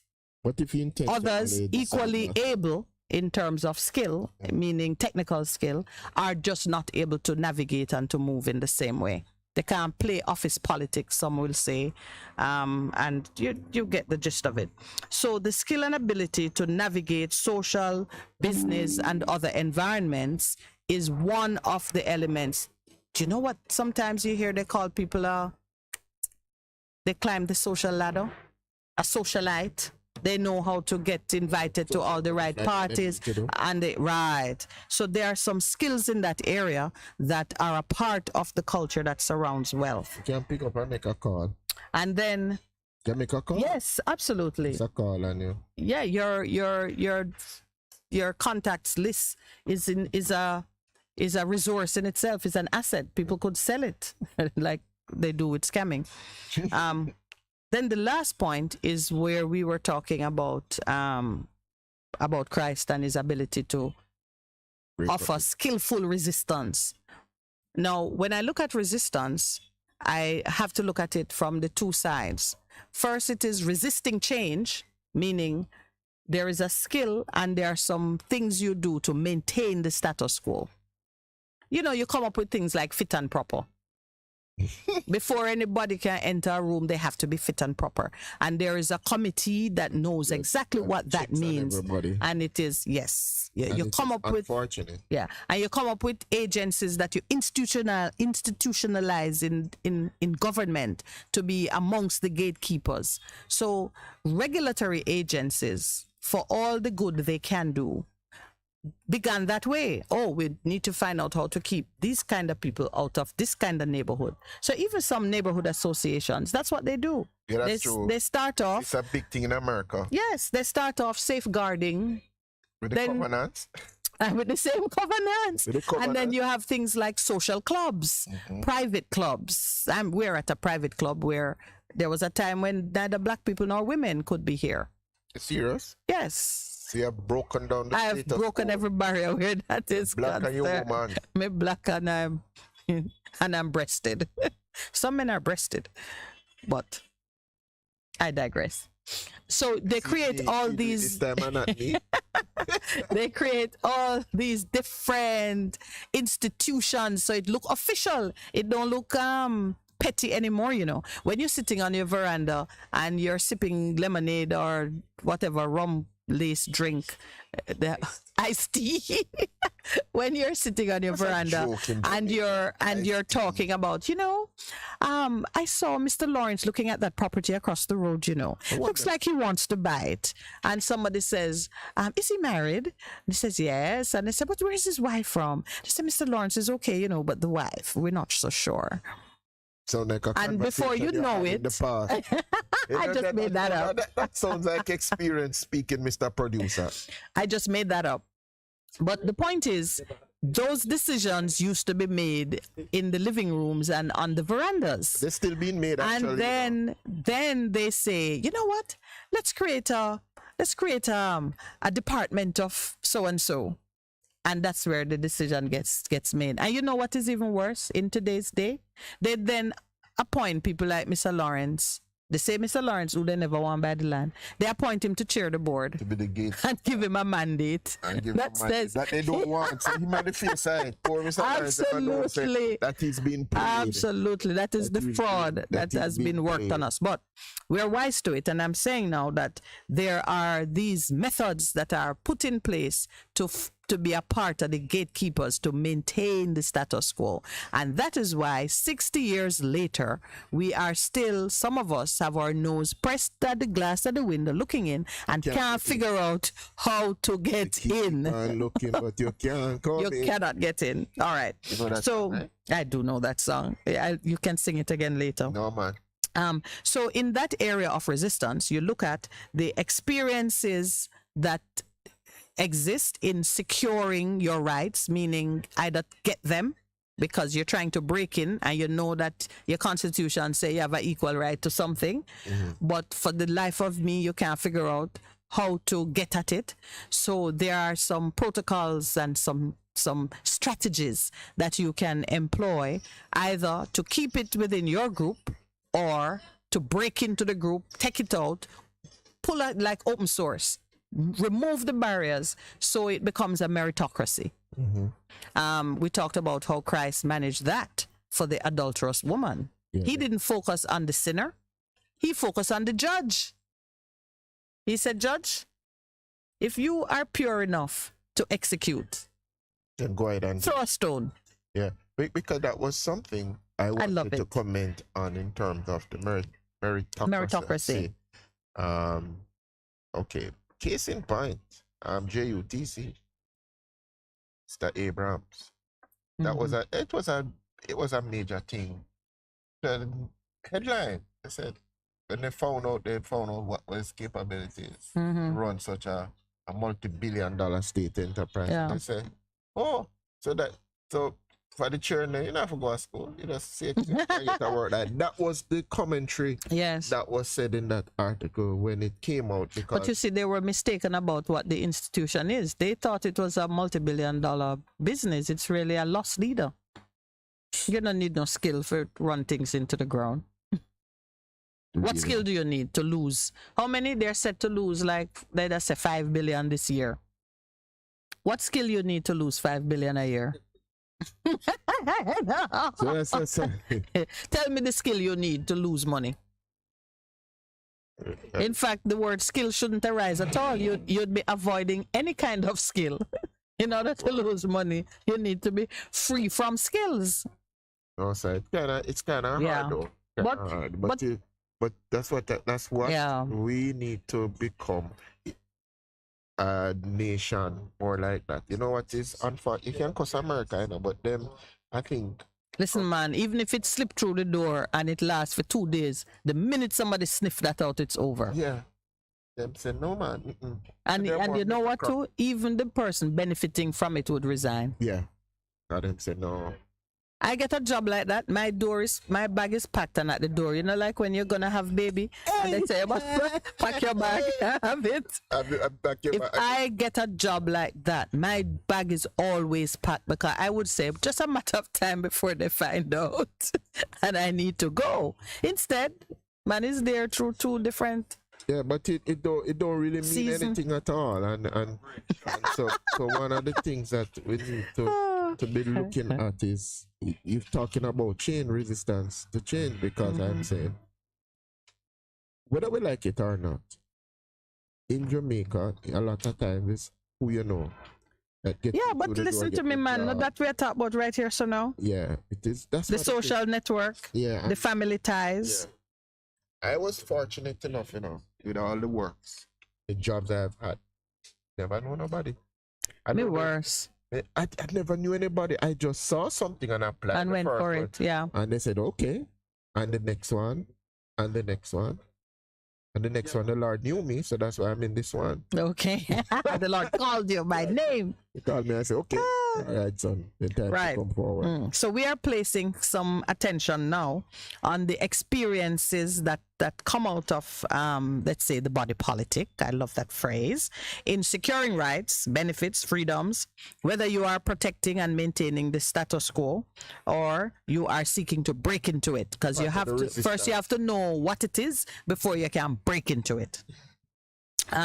Many people seek to conform to the standards that maintain the status quo, so that all they do, there are a number of us who we have our nose pressed to the glass and we are looking in and we want to break in and we see a path, and our only contribution is to close off that path when we get in. Yeah, so we become gatekeepers ourselves. So you become part of it, and usually those gatekeepers are the most ardent at their work. It's like as we come up on the break. We're coming up on the break already? We're on the break. Wow, we're right at the break. All right, you're going to have to share that big news with me during the break. Please stay with us when we come back. There are two persons we are to speak with this morning. Mr. Vivian Crawford of the Institute of Jamaica will be joining us by phone. I'm not calling the name of the other person yet until I have him in the waiting room. But suffice it to say, I want to look at some issues having to do with how those who have their noses pressed to the glass can break into this room of treasures. Stay with us, please. We'll be right back.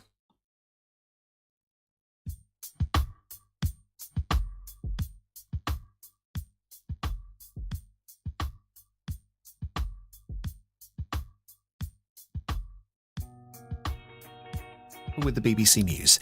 China has fired rocket artillery and ballistic missiles into the waters around Taiwan during unprecedented military exercises. Taiwan said its defence systems had been activated and it was monitoring the situation. Here's our Asia-Pacific editor, Celia Hatton.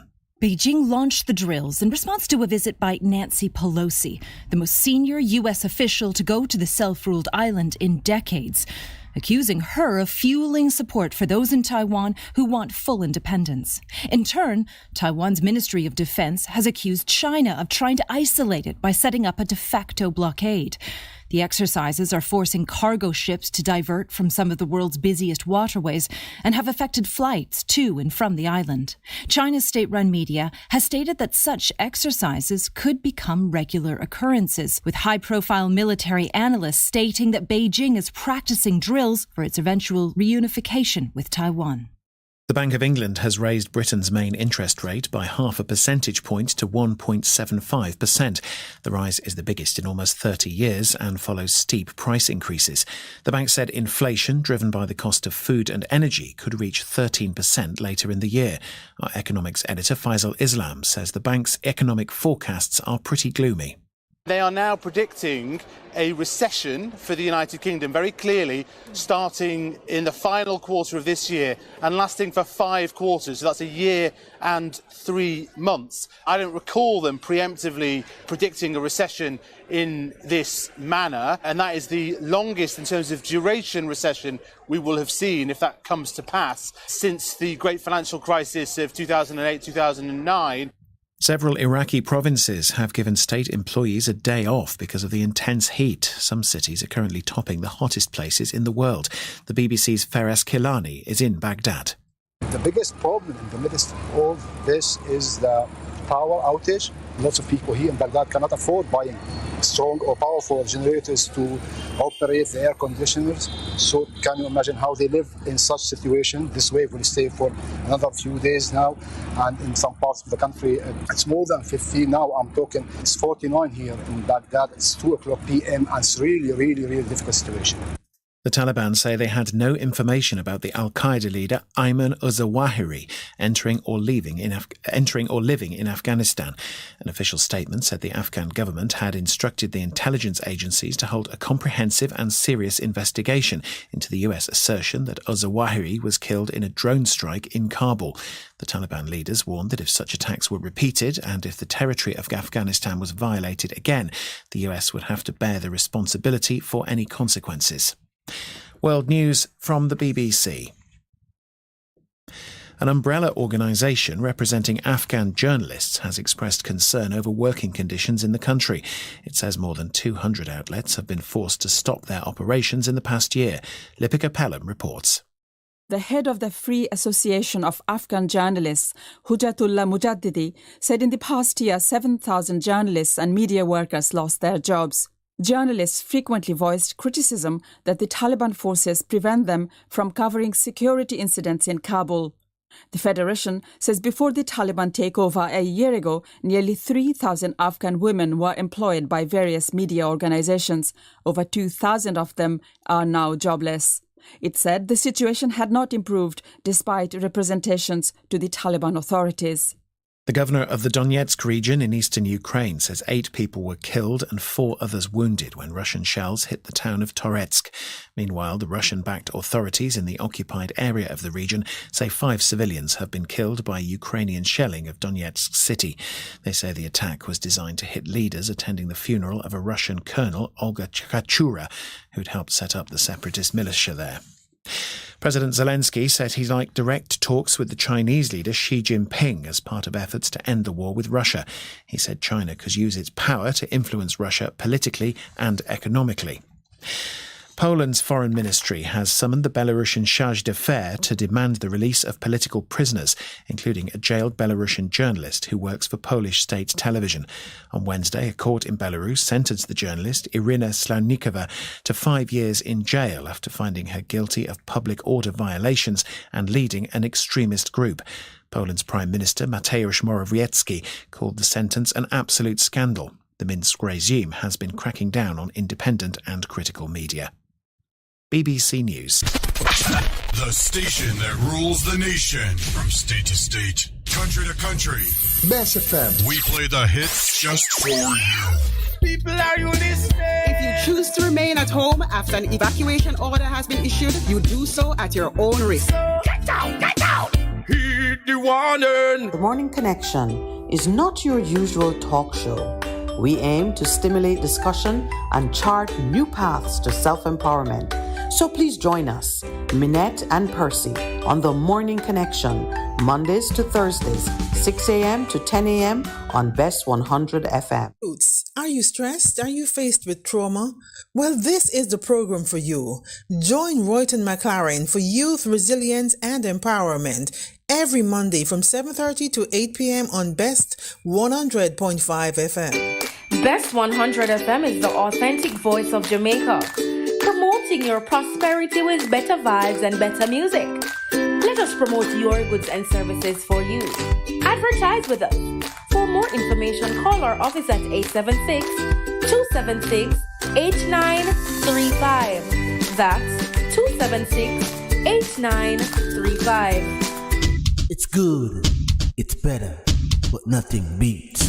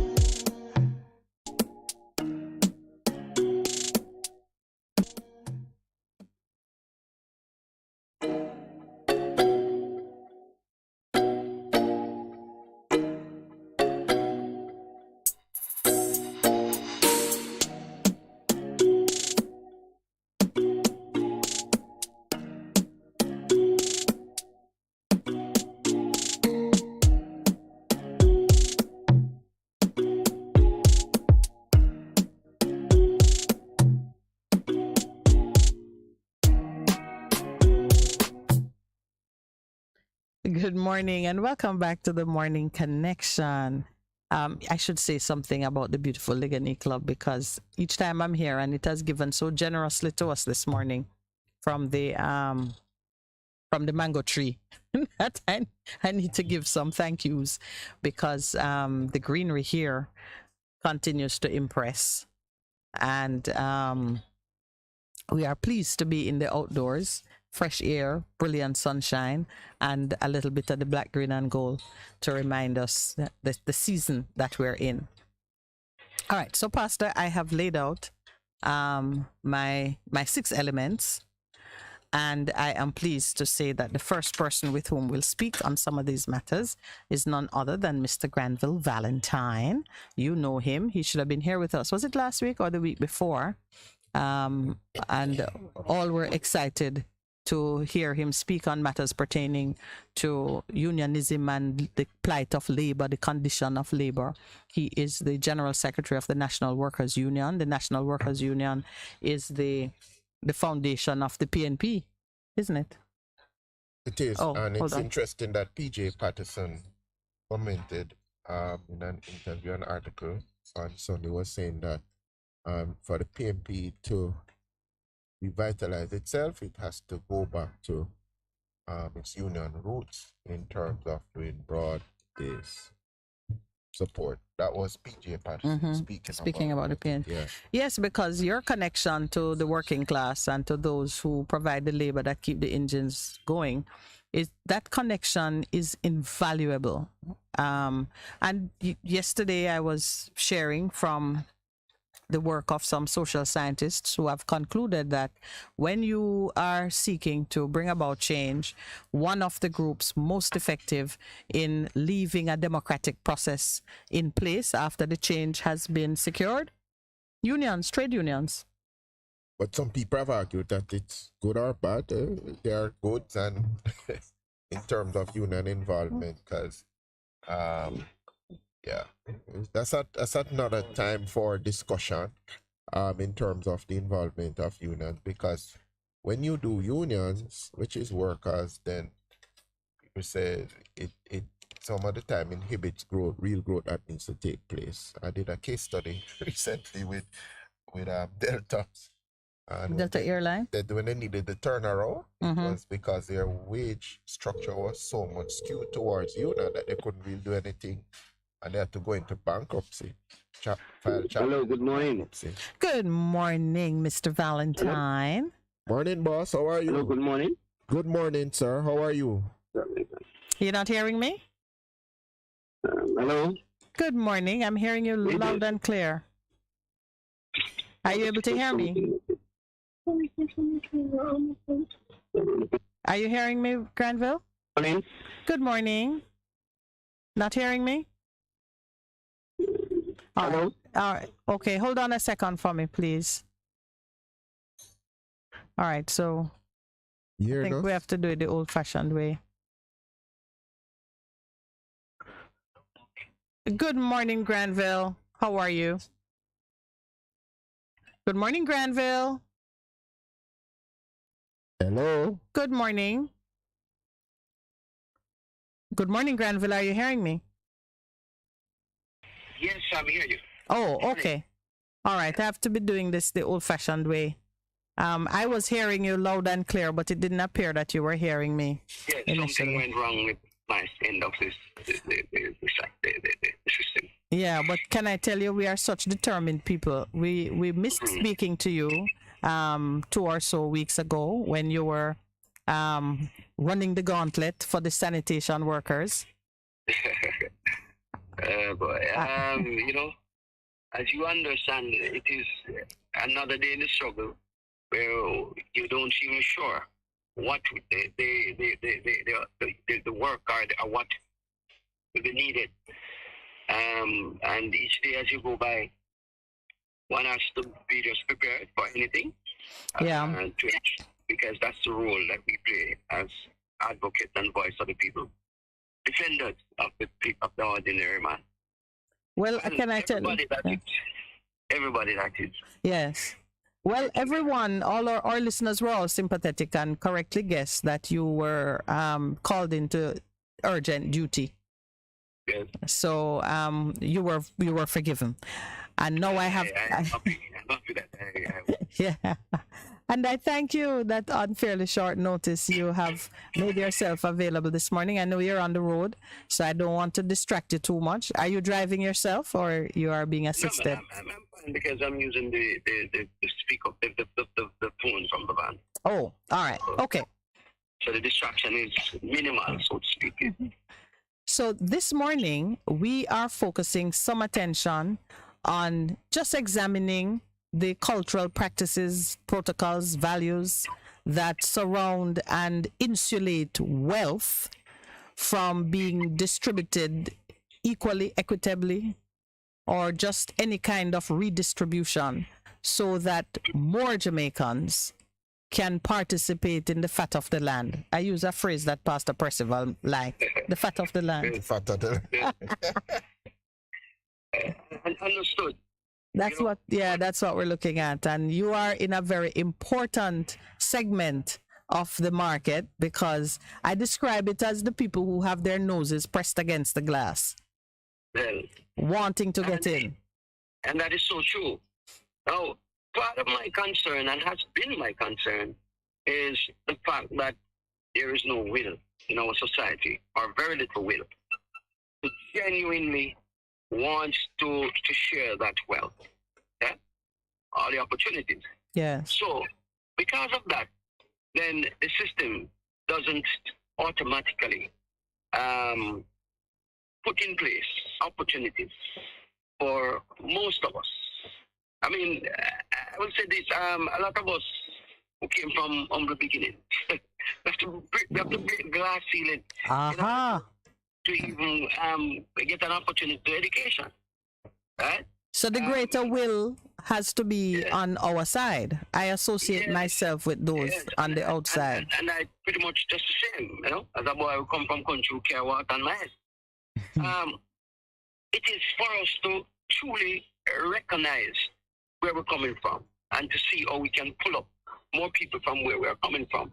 Maybe not the same location, but people that could have been in the same position, right? Somewhere in Jamaica and somewhere in the world, and need the help. You see, so that is a big part of the problem. How do you see the role of the union in that part of the struggle? Are unions outdated in terms of what they can accomplish and how the world is structured now? Absolutely not. You see, I tell people that trade union is as relevant as it was in the beginning. What has happened is that the paradigm shift in the way we might be introduced certain things, but we are at the table. Being at the table, then we will surely do everything. You can have impact. Serious impact in terms of the decision-making process. For example, when you look at the salary review that is taking place right now. It is actually taking place? Yeah, it is. But some will say it is a trade union that is holding up. The trade union that is making sure that whatever we come out with at the end of the day, whilst we believe that's a good intention, whatever we come out with must be something that changes the life of the people. This thing where, you just need a piece of dumpling and a tip of water. Yes. You need a dumpling, you need a bottle of water, like anybody else. Well, how about a bag of flour? Or a flour mill? Same principle. Yes. Now, so it is important that we stay at the table. I tell you, I trust that we will find some young trade unionists who are really willing to go through the full gamut of the process and the struggle. Because I can tell you, the set of us that are here now, we are working no box off night and day to ensure that we reduce classism, we reduce racism, which a lot of people refuse to believe that it's pretty much in Jamaica. And we ensure that opportunities are not just for the affluence of our society. The children that born in Upper St. Andrew. I mean, some of my children born there, but I teach in the rooms. I like how you say some. How many children do you have, Granville?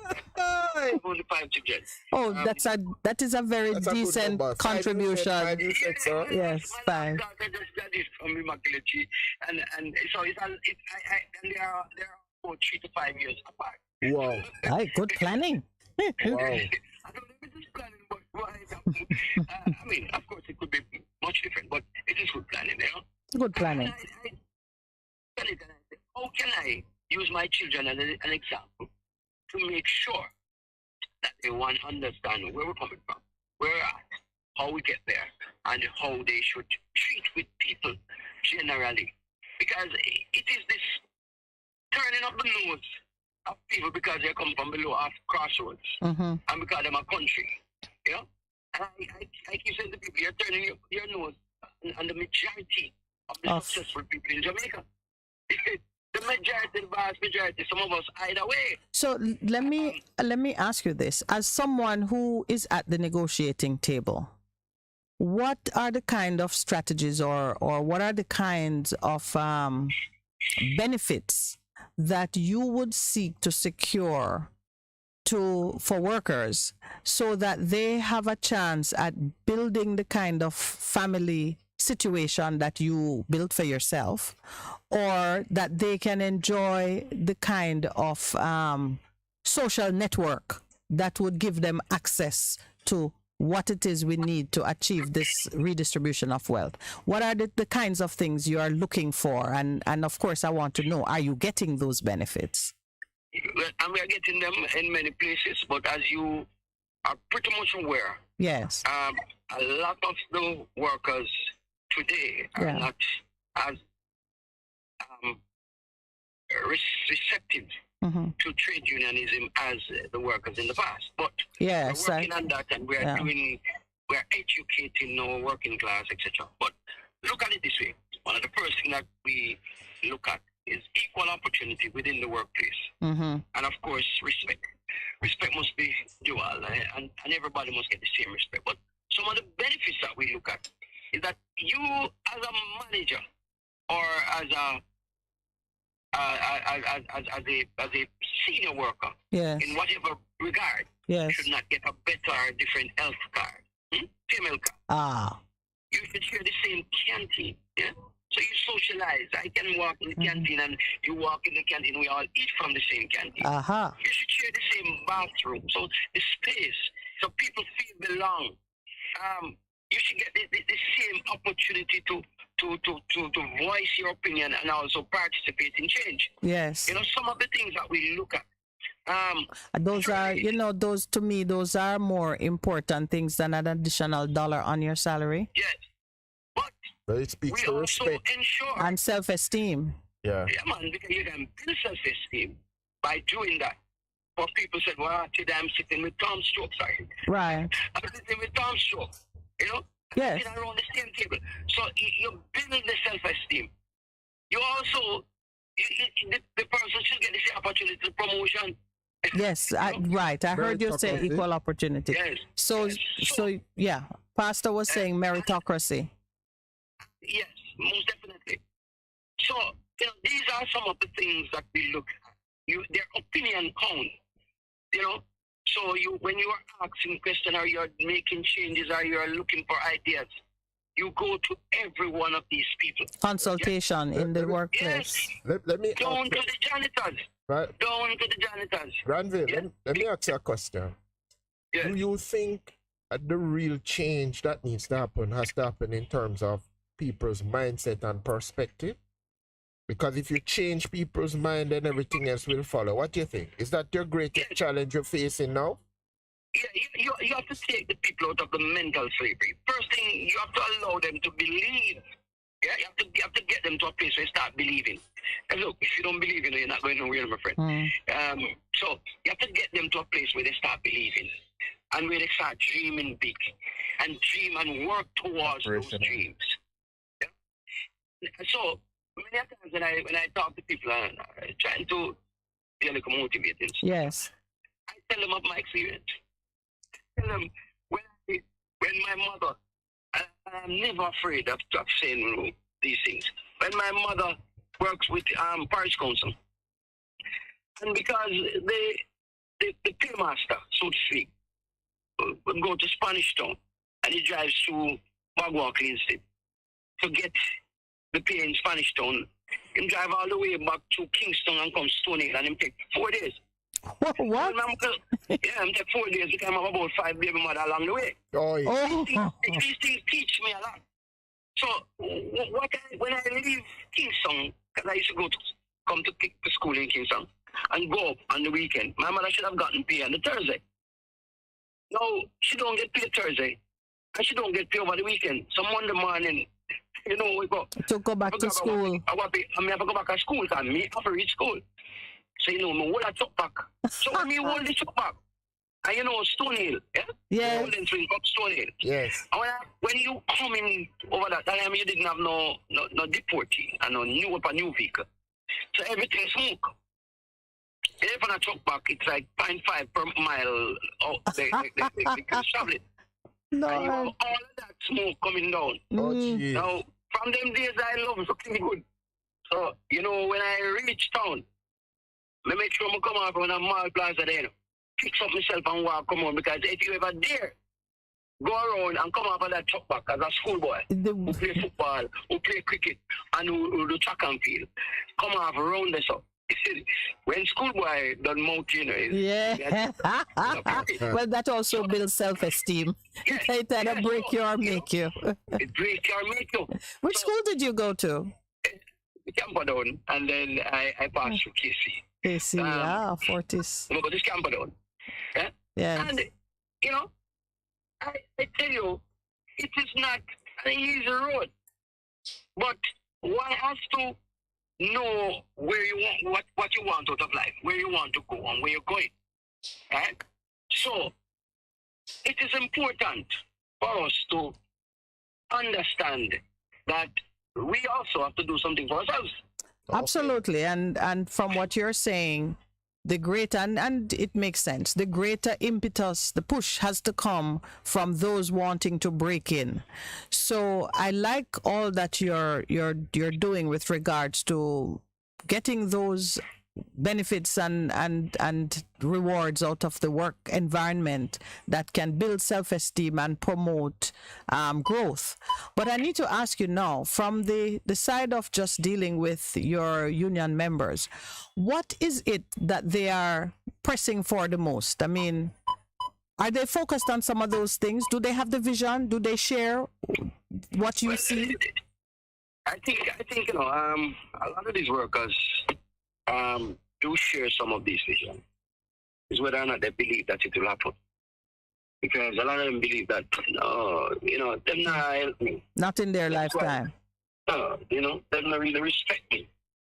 So you have to make sure that you bring the worker, stand by the worker in a way that they too can see, yes, this is not just a pipe dream, but it is possible. It's possible. And you can leave, as you go by, you can leave some of those workers on their own, pretty much with remote supervision or guidance.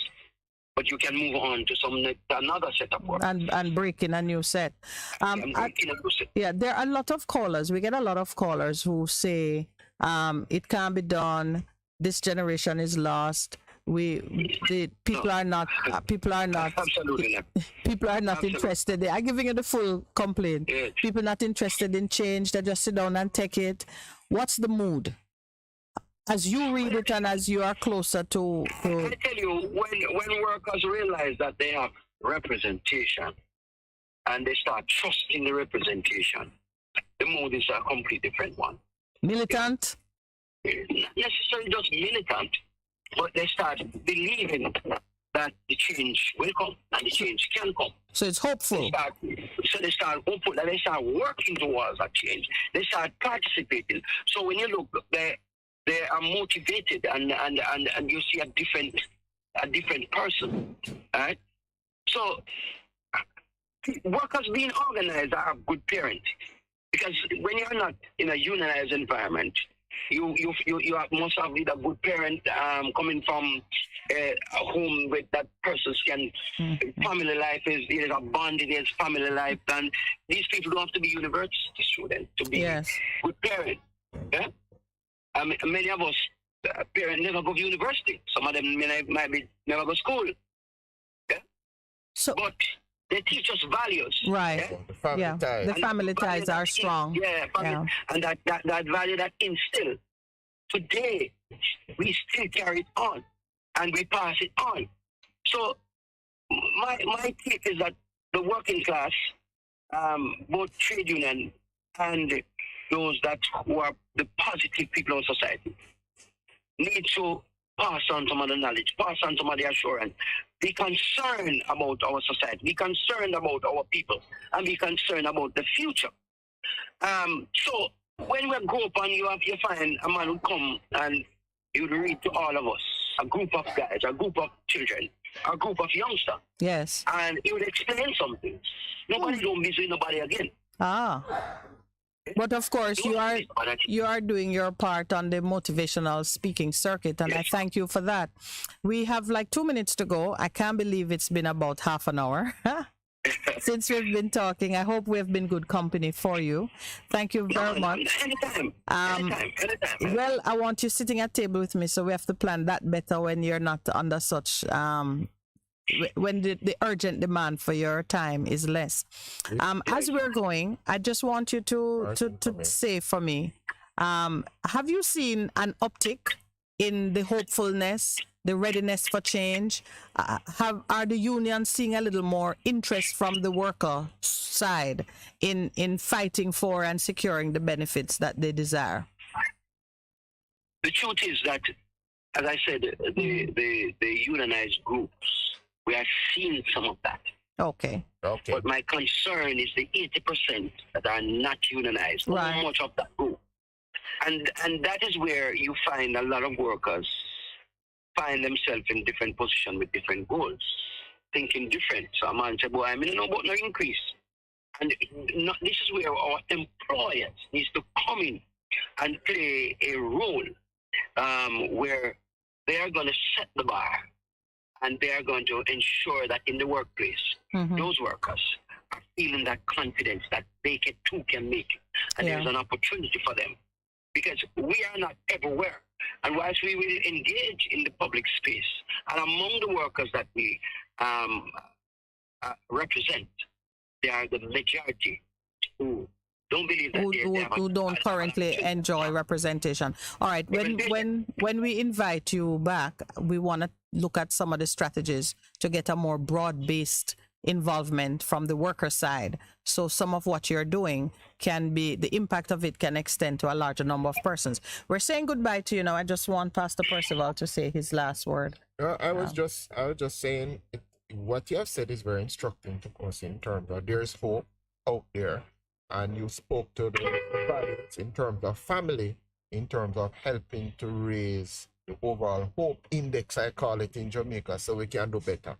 All right. Thanks very much, Granville. Drive safely. It's my pleasure. And we hope to see you soon. You catch me off guard, but you were not off guard. You're just saying that now. All right, my brother. Take care. Listen, my friends, and have a good one. And I just want to say to Jamaica, Jamaica is nice. Every time. And this earth, let us take it back and let us help everyone. Hold somebody on. And if you drop a few, then the few will be many. Yes, if each person does that. All right. Thank you. Thank you very much. Blessings, my friend. All right, good. All right, so we're at we're 2 minutes past the half-hour mark. We're taking our break now. Please stay with us. We're going to be right back just to unpack some of what Granville shared with us before we move on to our next guest. STEM Uprising invites you to support their 5th annual bus ride and back to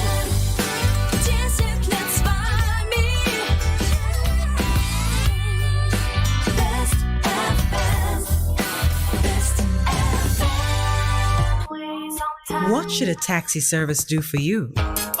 On-Time Taxi Service is more than just a ride to the other side of town. They offer clean and spacious vehicles, reliable service, and promise to always look out for their customers. They'll come when you call and take you where you want to go on time. From anywhere at all.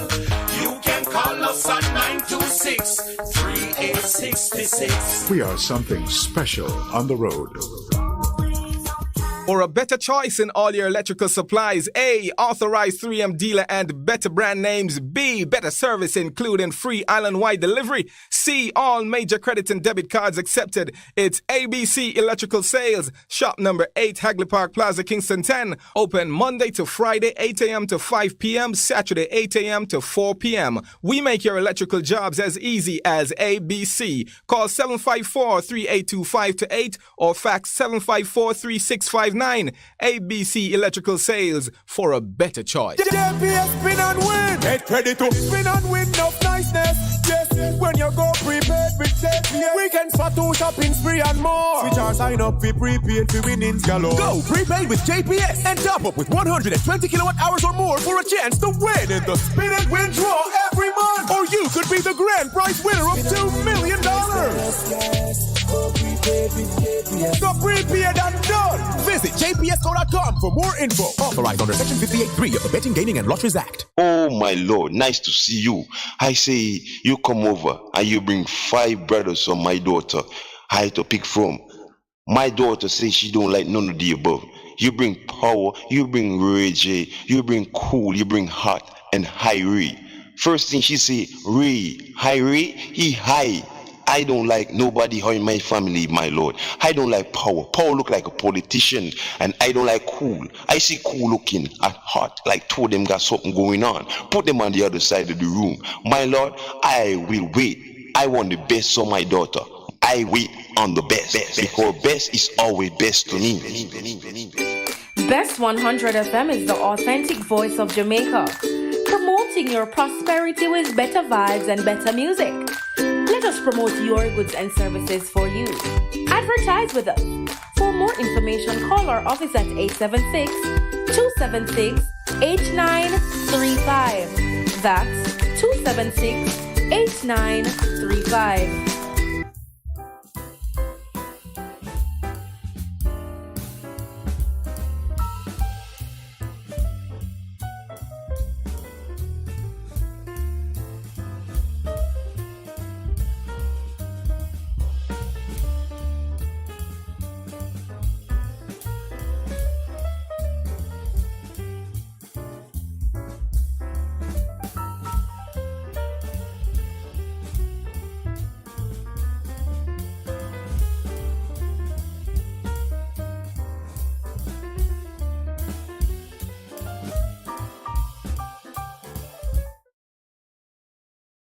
Well, welcome back to the Morning Connection, and we are so grateful to Mr. Valentine for sharing with us on this rather important topic. I hope you agree that it's an important topic. We've got to figure out how we are going to achieve the redistribution of wealth in a safe and peaceful way, and what happens with our workers is an important part in that discussion. Percival, what's the highlights for you from our chat with Mr. Valentine? For me, it was the fact that he was calling for a return to lifting up each other. He said, hold somebody's hand and pull them up. And he says if we do that, it will be better for all of us. And secondly, that he believes there's hope still, even though union representation is not as significant as it used to be. He's saying hope is there because people are becoming more educated as to what the union can do. The whole thing of classism and so on. And the fact that him not only talking it, him acting it out in terms of what he has done with his 5 children, in terms of their reality. Yes. I found that significant for me. Yeah. Which is what we need to do, you know. We're not only out there talking, but we're actually practicing what we're speaking about. My takeaway is really that last point that he was making about the 80% of workers who are not unionized. When we think about the strides we want to make at the level of the working class level, I hate that expression, honestly, because really of a fact, to me, everybody who works is working class. I don't like it. To say it even make me cringe. But when you think about workers, the labor force, and the strides you want to make in improving the conditions under which we work, the conditions of pay, everything having to do with gainful employment, the idea that 80% do not enjoy I'm going to say representation, and we have to talk about what is union representation really, and is it necessary to achieve any kind of advances. But when he says 80% are not represented, and that's the worry that he has, it has stayed with me, because I now have to think, all right, if a convenient voice for labor is a union, if a useful, relevant voice is the union, and 80% of the people not a part of it, how impactful can we really be? Not to say we can't have impact, but obviously you need other strategies at work in the field to engage those who are not represented by the voice. That's the part that kind of struck a chord with me, because even what we're doing here, we have to find ways to get more persons involved in the conversations that we raise, and to get more persons locked in on the perspectives that we promote. I think about that because I know that for me, even the business of talking it through with you on air, with the callers who engage with us, even just that exercise builds me up. So I'm just imagining that a man out there who have those thoughts and would love to talk it through and refine his own attitudes in various situations, how much he would benefit from participating in a process like this. I think about that and I say, boy, how can we do more, have greater impact? And I'm not one of the persons crying for action, because I know that action without a sound motivating force and a clear idea of what we're doing and why is just beating the wind. True. Yeah. So that's important, and it struck me yesterday when I left the program. All right. I think our second guest, Mr. Crawford, is on the line with us. Are you hearing me, Mr. Crawford? Hello. Good morning, Mr. Vivian. You know, Mr. Vivian Crawford is an icon to me. Yes. In terms of culture and what it represents in our nation. So, well, I'm glad that I can speak to icons. I spoke to Shellyan. I spoke to Usain Bolt. Good morning, Mr. Crawford. Good morning, Sister Minett. How are you? I am very, very well. Pastor Percival was making a speech to you. He'll have to repeat it. Pastor, your turn. Good morning, Mr. Vivian Crawford. How are you, sir? Thank you, Pastor Percival. Yes. I'm not hearing you very well. But what time? Oh, you sound like a KC man. It's from State Dan. Oh, no, I'm not, you know. I'm from. No. He's also from St. Anne. Yeah. Oh, I see. Yes. Manchester. I didn't travel far. Never travel far. Yeah, but not even made it to Portland. That's where we all left you. Oh, no. Okay, I'm going to go for it. No, but what congratulations for your wonderful program, and thank you for allowing me to travel in your space on my way to work as we work together to make listen, I know, I keep a record of these things, because some of these things you will not hear again. Pastor Percival. I wanted to say this, sir. I consider you an icon in terms of culture in our country. Yes, sir. I don't keep bad company. We don't be taken. All right. We keep her. Yeah, but really appreciate the work that you do. Yes. The work that you do in terms of culture. And we're on the subject of culture and wealth is culture. So we're engaging you this morning, sir. Yes. All right. Well, aside from your own unique perspective on things that have nothing at all to do with the work you do at the Institute of Jamaica, one of the reasons that we wanted to speak with you, you are the gatekeeper. Did you tell me that you are? No, you have to say it yourself because it made me laugh and I don't want to take away from it. But he's like employee number one. the institute, the role of the institute. Could you give us a little synopsis of how you see it and what you have been doing there? Well, thank you very, very much. We will never be able to repay you for asking that question. Because we have been around since 1879. I joined the following year. I don't know why I will say anything at all, coming back 1879. The Institute of Jamaica was established in 1879 by Governor Anthony Musgrave, and any Musgrave name you hear in Jamaica is after him. Even the marketing portrait told you Musgrave Market, Musgrave Street, because that's what the British did in order to prolong, to know about their heritage and their history.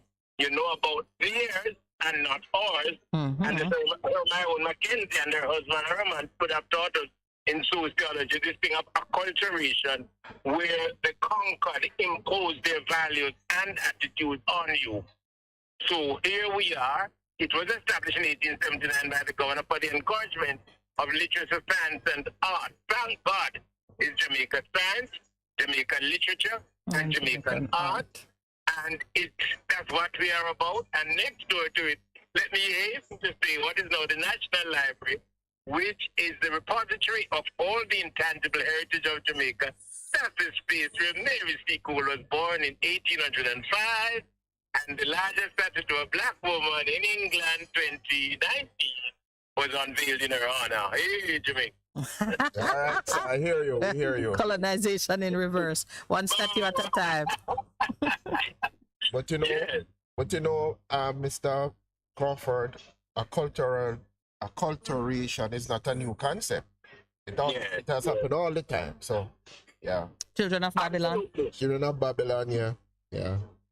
So the Institute of Jamaica, it started in 1879, but quite a number of institutions have come out of the Institute of Jamaica. The University of the West Indies, the discussions took place there in the 30s, and then Executive Director, late Sir Philip Sherlock, he left to be the founding secretary. And your program is so wonderful because your program speaks about challenges and how to overcome them. I was telling someone about your program, and I said, this program reminds me of what happened at the pool of Bethesda.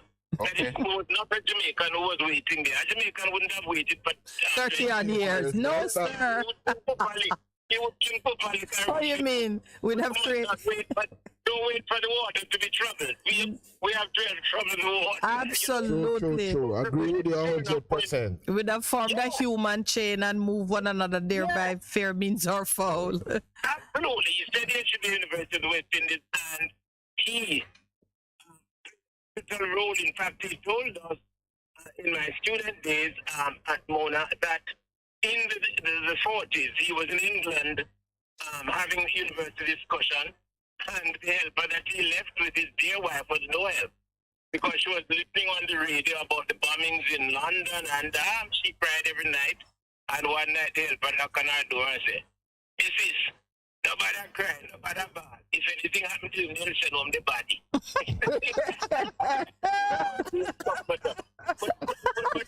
but it echoes from you what you have been saying on your program, that you must get over the challenges and move on, do something. Trouble the water. Absolutely. And I heard on I saw on the television this morning, former Ambassador Andrew Young saying that we must not get mad. We must know how to correct something. We don't get mad about something. We correct it. Yes, because anger will cloud the judgment and you will miss your opportunity to strike. We were just speaking with Mr. Granville Valentine, who is a trade union man, and we touched on some subjects. In particular, I asked him what were the things that they were asking for at the bargaining table now that would address the raising of the self-esteem of our workers so that we could be in a state of readiness to break that glass, whether it is the ceiling or the one that we have our noses pressed to. And so as a man who stands right at the gate of the history of our activities. Now, speaking of the Jamaican nation, what do you see as perhaps a defining thing that we need to bring into the marketplace for our workers that could shift us into a greater state of readiness? Yes, I hasten to say, and I want to say, the MIND. Yes. Because there are 3 institutions you're aware of which supply what we have: the home, the school, and the church. Yes. And until we have a revisit of those 3 institutions, we can complain. We don't like this politician we're paying 40 out. But where is he coming from? Home. School and church. And so we have to work on that mind. We have to work on the mind of the man at the pool who was waiting for the water to be troubled. My mother said of the person, the 10 persons, the one who returned was the most painful one because he had something to do. The others were upset. They were healed because they had to go and find something to do. I've never heard that interpretation yet. That's why I'm coming to say thank you. You have to work with the mind. Oh, yes. No, sir. They were so upset. Oh, Jesus, some healed it. And took away their unique selling point. Okay. The mind. And so, such a beautiful point you're making. What do we do with the redistribution of wealth? How do we create wealth? It has to start with the mind. Yes. Otherwise, we will be having this discussion forever. And I agree with you, Sir Vivian, in the fact that for me, mind, renew the mind, change the mind, everything else works out perfectly for you in regards to what needs to happen. Change people's minds. So last week, Dr. Canoe Thompson spoke to that also. Yes, and he was speaking to that in terms of our philosophical leanings in terms of how we deal with education. So you are agreeing with him that needs to be done. So that pushes me now to ask you this, and both of you can chime in. We know that the mind is not an empty place, it is always active. And we can see that the fertility of our imagination give us scamming. Yeah. What is the thing we are going to add now to move us from gravitating towards scamming, where plenty money, when you listen to what the government say, the police are recovering from those who went into it and have been caught, and you can only imagine that plenty not caught. Yeah.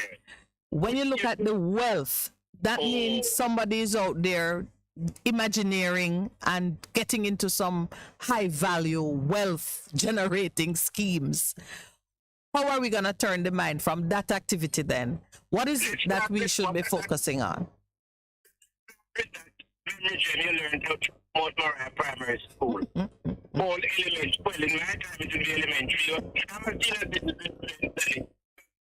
Joined the institute a year after this about the 18th century. Right, because you were taught, my generation was taught, when health is lost, something is lost. When wealth is lost, nothing is lost. When character is lost, all is lost. All is lost. Repeat that again, sir. I would say not church. Say that again, Pastor. Because there was a very wealthy man going to work overhead. Yes.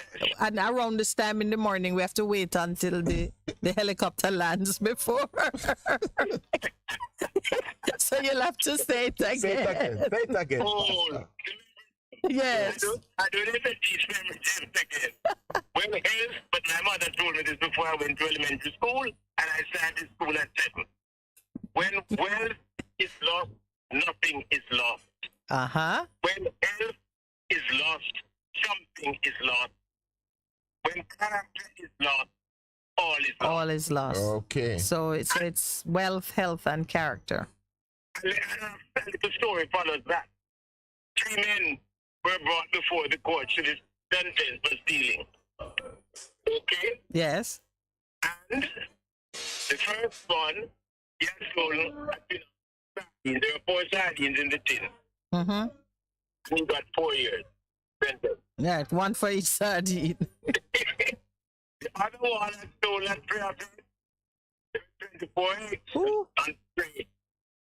4 years and the third man collapsed. What had he stolen?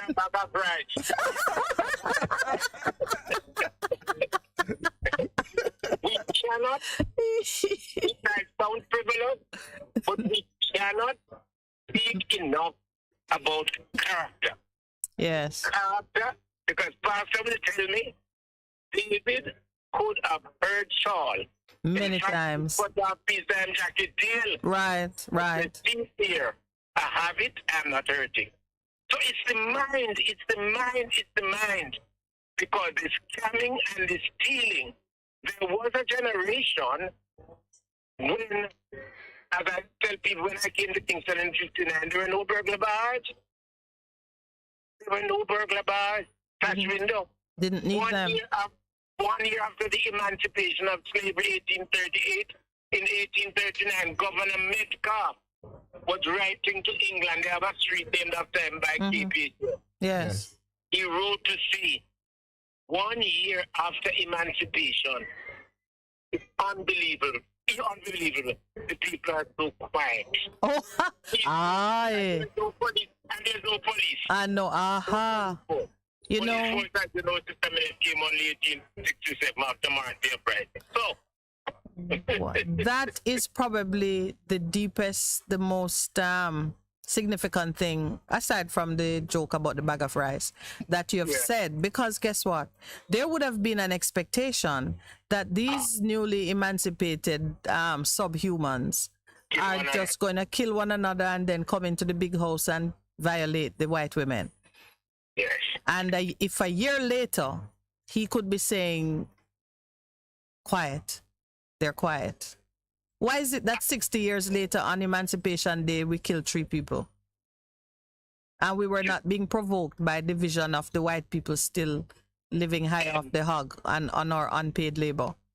Something was not sorted out from the 3 institutions with regard to the man, the home, the school, and the church. I come down heavily on home and especially school because the teachers are getting, some teachers are getting a hard time.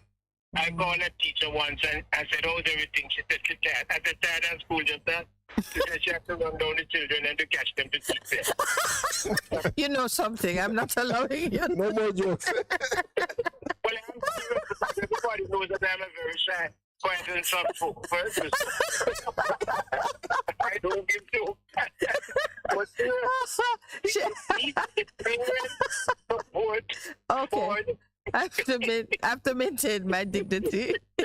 She had to run down the children to catch them and teach them. To the principal's office, the parents have to show more support for the mind to teach their children honesty, content with what you have.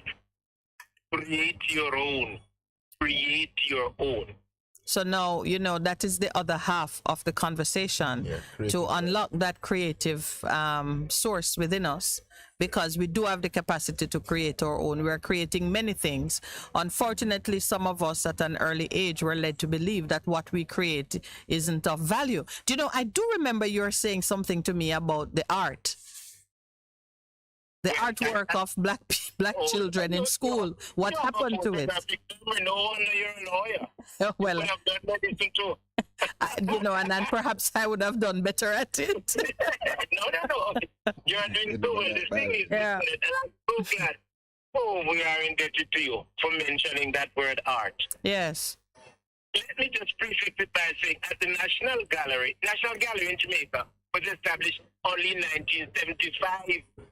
Just last week, because art was not intended for the likes of us. Our own Professor Colin Chandler said, our ancestors did not come through immigration, but through customs, because we were regarded as goods. As cargo. Yes, so art What is art? Art is like a book. Every picture tells a story. Tells a story. But for us, it's not for us. We are supposed to pay money and go abroad and see what people have done. So our art, to the system Minett, is a river dump. Yes. Children art for art's sake, it throw in a gully. Yes. Here's the National Gallery now. I'm standing up to see it. At the National Gallery now, the work of a Jamaican. He was born in England. His parents are from Jamaica. Incidentally, he was inspired. Sister Minett, he was in Portugal. And he started building and he painted it. And that is now in one of the big museums. Wow. And I'm listening to tell you that gentleman, Irving Anderson, his work in April, one of his works in April of this year, went on the auction block in England. Yes. And it went for 10.6 million pounds. Oh my. So now, okay, I take back my earlier statement. This is the most significant thing you have said. Because, continue. I won't. Let me hear the rest of it. I'm saying also that Trelawney, as a parish, did not have a high school for boys until in the 1970s. Because the colonial policy was age 15 boys were supposed to go and cut cane. How many more newspaper goals we might have had if we had a home school? Because he benefited from the boys' school there. Yes. The church. And you know, Mr. Crawford, I say it is in a part of my campaign, and when we get to addressing constitutional reform in a more thorough way, it will come up. Do you know that our constitution only guarantees education up to all age school, which Pastor tell me is like what? What is that 12, age? 15, Age 12? Primary, actually. In our constitution today in Jamaica, we don't have tertiary education as a right. Not fear. Yes. Fear not fear, but mother paid a penny to go to primary school from age 7 to age 10. And from age 11 to age 15, it was penny, half penny. So I said to her, what could a penny buy? She said, 1 pound of beef. And there was a man from Walderston Post Office in Manchester. Yes. Wilfred Frederick Bailey, whose daughter Amy Bailey. Yes. He organized what we know today as the Jamaica Union of Teachers, 1892, and lobbied that be discontinued, and it was discontinued in 1894. Who got the praise? Bishop Nuttall, because he was the chairman of commission. Of the commission. It was just 10 years ago through research. I said, but by God, yes, you can't keep down truth unless you are willing to stay down there with it. With it, and yes, let it hide under your feet. So we're not fearful that it stops there, because this generation will change it. Absolutely. We are doing our part. And I thank you so much for your sterling contribution this morning. The next invitation will hopefully have you sitting at the table with us, because there's so much that we would like to share with you and just to hear from your perspective and what you have there in the archives. I want Jamaicans to become curious and fired up about their history and be motivated to that. The exhibition that is going on at the National Gallery is absolutely amazing, and I thank you again, because you said to me I should not miss it, and I did not, and I've been enriched by it. Thank you, Mr. Vivian. Thank you very much. I'm looking forward to seeing you again. Yes, sir. Brother Lowell, you get some love. All right. God bless you. Have a great day. Congratulations on what you are doing for nation building. Oh, wow. Thank you so much. All right. Wow. We couldn't ask for a better conversation. All right. We're going to take our break. We're 2 minutes past it. And then when we get back, Percy and I will just gush some more over all the treasures that we have received this morning from our two guests. Stay with us, please. We'll be right back. Today's best music. The best mix of your light run favorites is on Bess FM.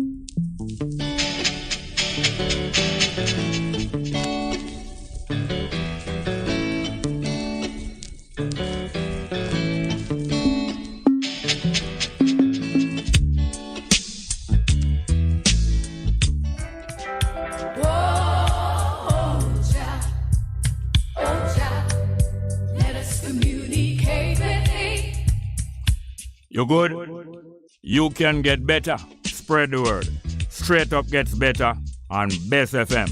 Straight Up Jerry Small, Mondays, Tuesdays, Wednesdays and Thursdays on Bess100 FM. 10 a.m. till 2 p.m. I'm your host, Robin Jerry Small. The numbers are 279-8473, 279-8473, and 619-1508, 619-1508. Also streaming live on the internet. Bess FM, Straight Up, Robin Jerry Small.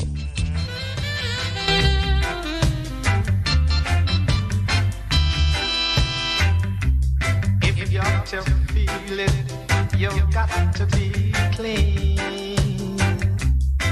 You got to make it straight. You can't be lean. Share the joys togetherness can bring. To the true soul, you just have to cling, and then you will feel it, feel it, feel. You'll feel the soul inside of you.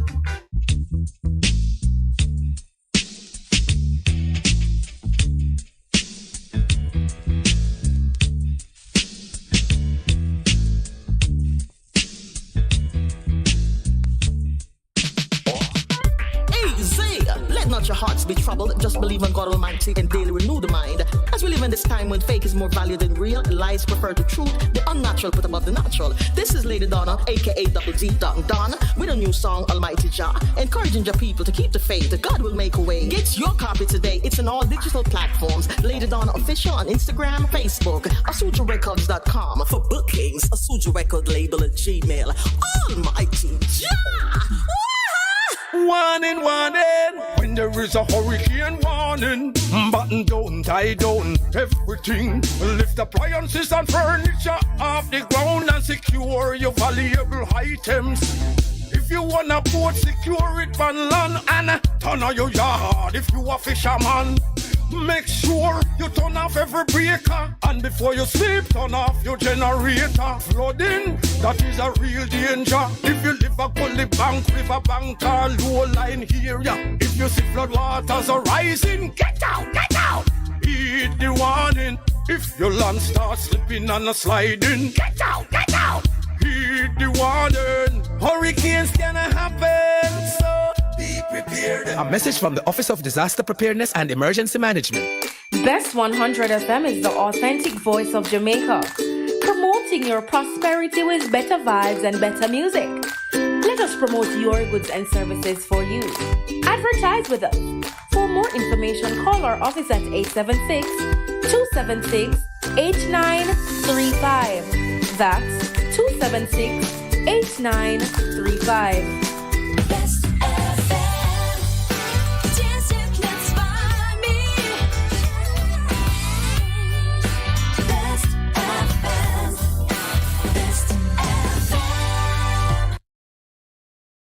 All students returning to school this September. Don't miss this opportunity to give blood and save lives.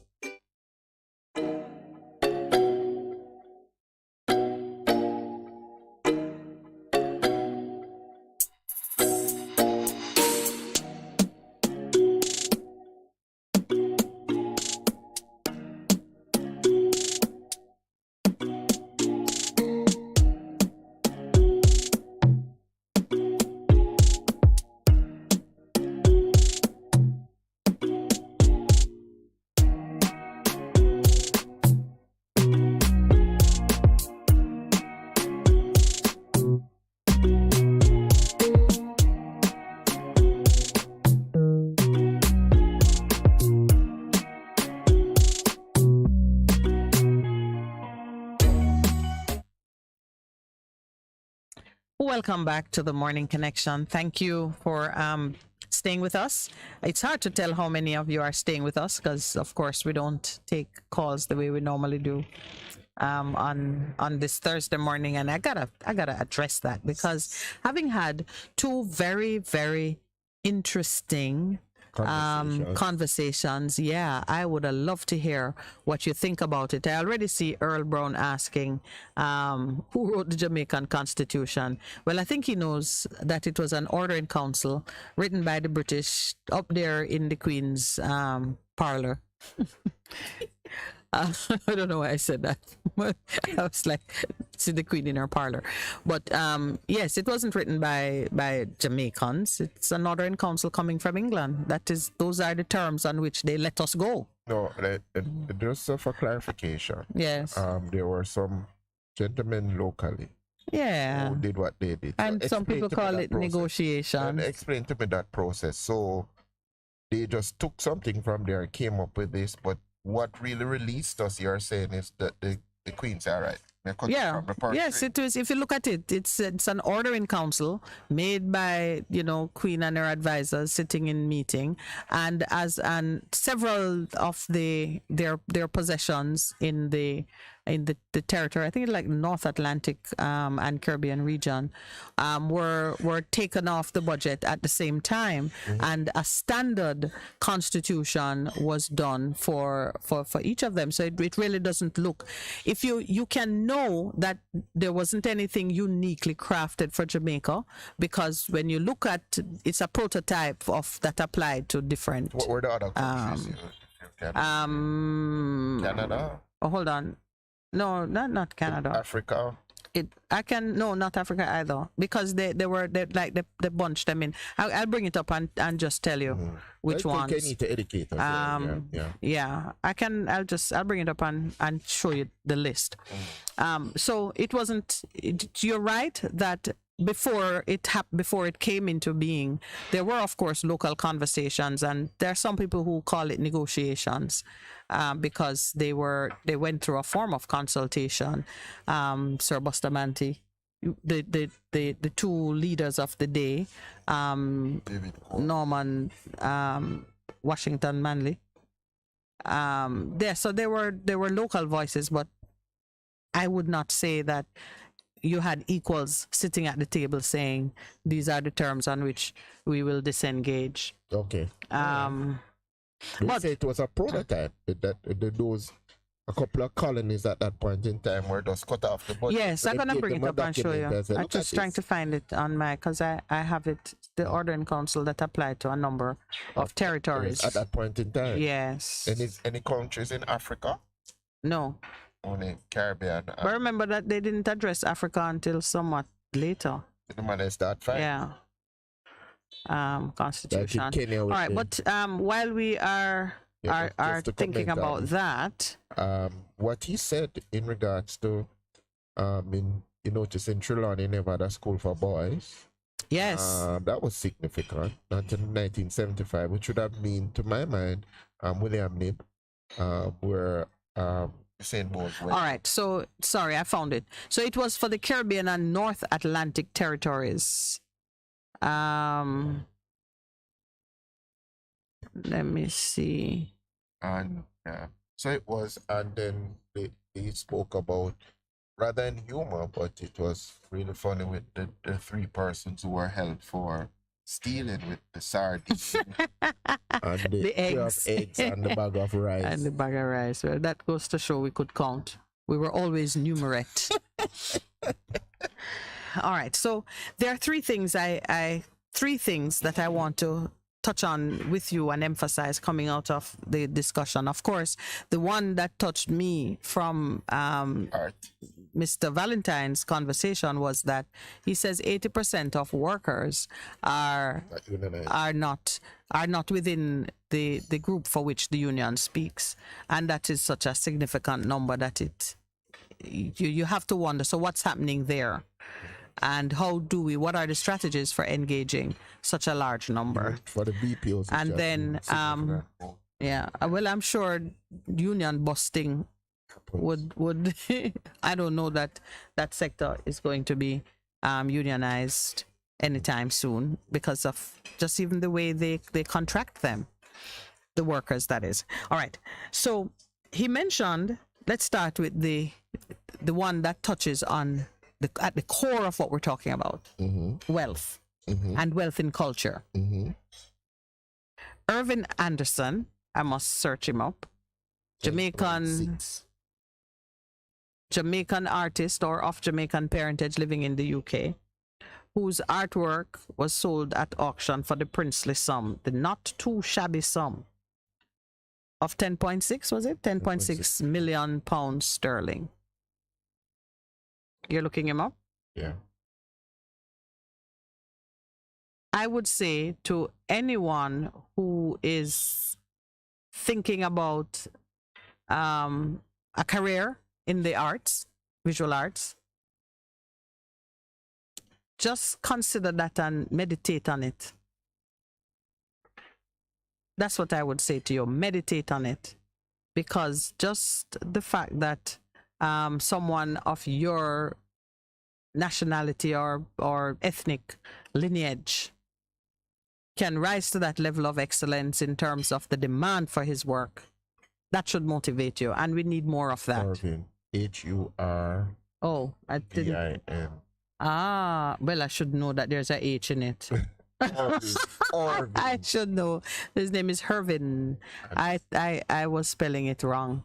I was spelling it with an I. It says, his paintings draw on a second generation Jamaican British heritage to explore the ideas of whatever. Mm-hmm. So his was sold for 10.6 million. Pound sterling, not Jamaica, not American dollars, which we like to think is the benchmark. Mm-hmm. And yes, there's something of his biography here on one of the sites. Irvin Anderson, traversing the realms of figuration and abstraction. UK-based, Irvin Anderson's landscapes, portraits, and still lifes explore his Jamaican heritage while touching on themes of familial roots, dislocation, and the visibility of blackness. How absolutely cool is that? Actually, I think there is this, I believe this piece is at, something is on display at the gallery in downtown. Yes. When I was there recently, I saw like a nude in a setting that looks like the Last Supper. Very irreverent, Pastor. You would stand before it and gaze for a long time. All right. So that's interesting to know that we are at that level. And of course, our musicians and even the beautiful faces of Jamaica are right there on the front page of the cultural pages. The second thing he said, which we should consider deeply, it was only in 1975 that the parish of Trelawney had the first school for boys. And then he said what most people probably turn to: how many Usain Bolts we've denied the world, ourselves, and their families, because we never had education targeting boys from that parish close to home until 1975. 1975 is I mean, it's just the other day. Yeah. And that was happening. Remember now, independence was 1962. So we were standing at the table determining priority of spend and plan and infrastructure when that oversight took place. And maybe the first couple of years is an oversight, but when it continued up to 1975, now it's a plan, it's a strategy. Mm-hmm. Until William Knibb, you said, a church. Again, please speak about the church's role in that. The church get knocked on the head many times. But the truth is, if you look at the director of schools in Jamaica, mm-hmm. over 30 to 40% of schools, even at the primary level, are owned by the churches on church property.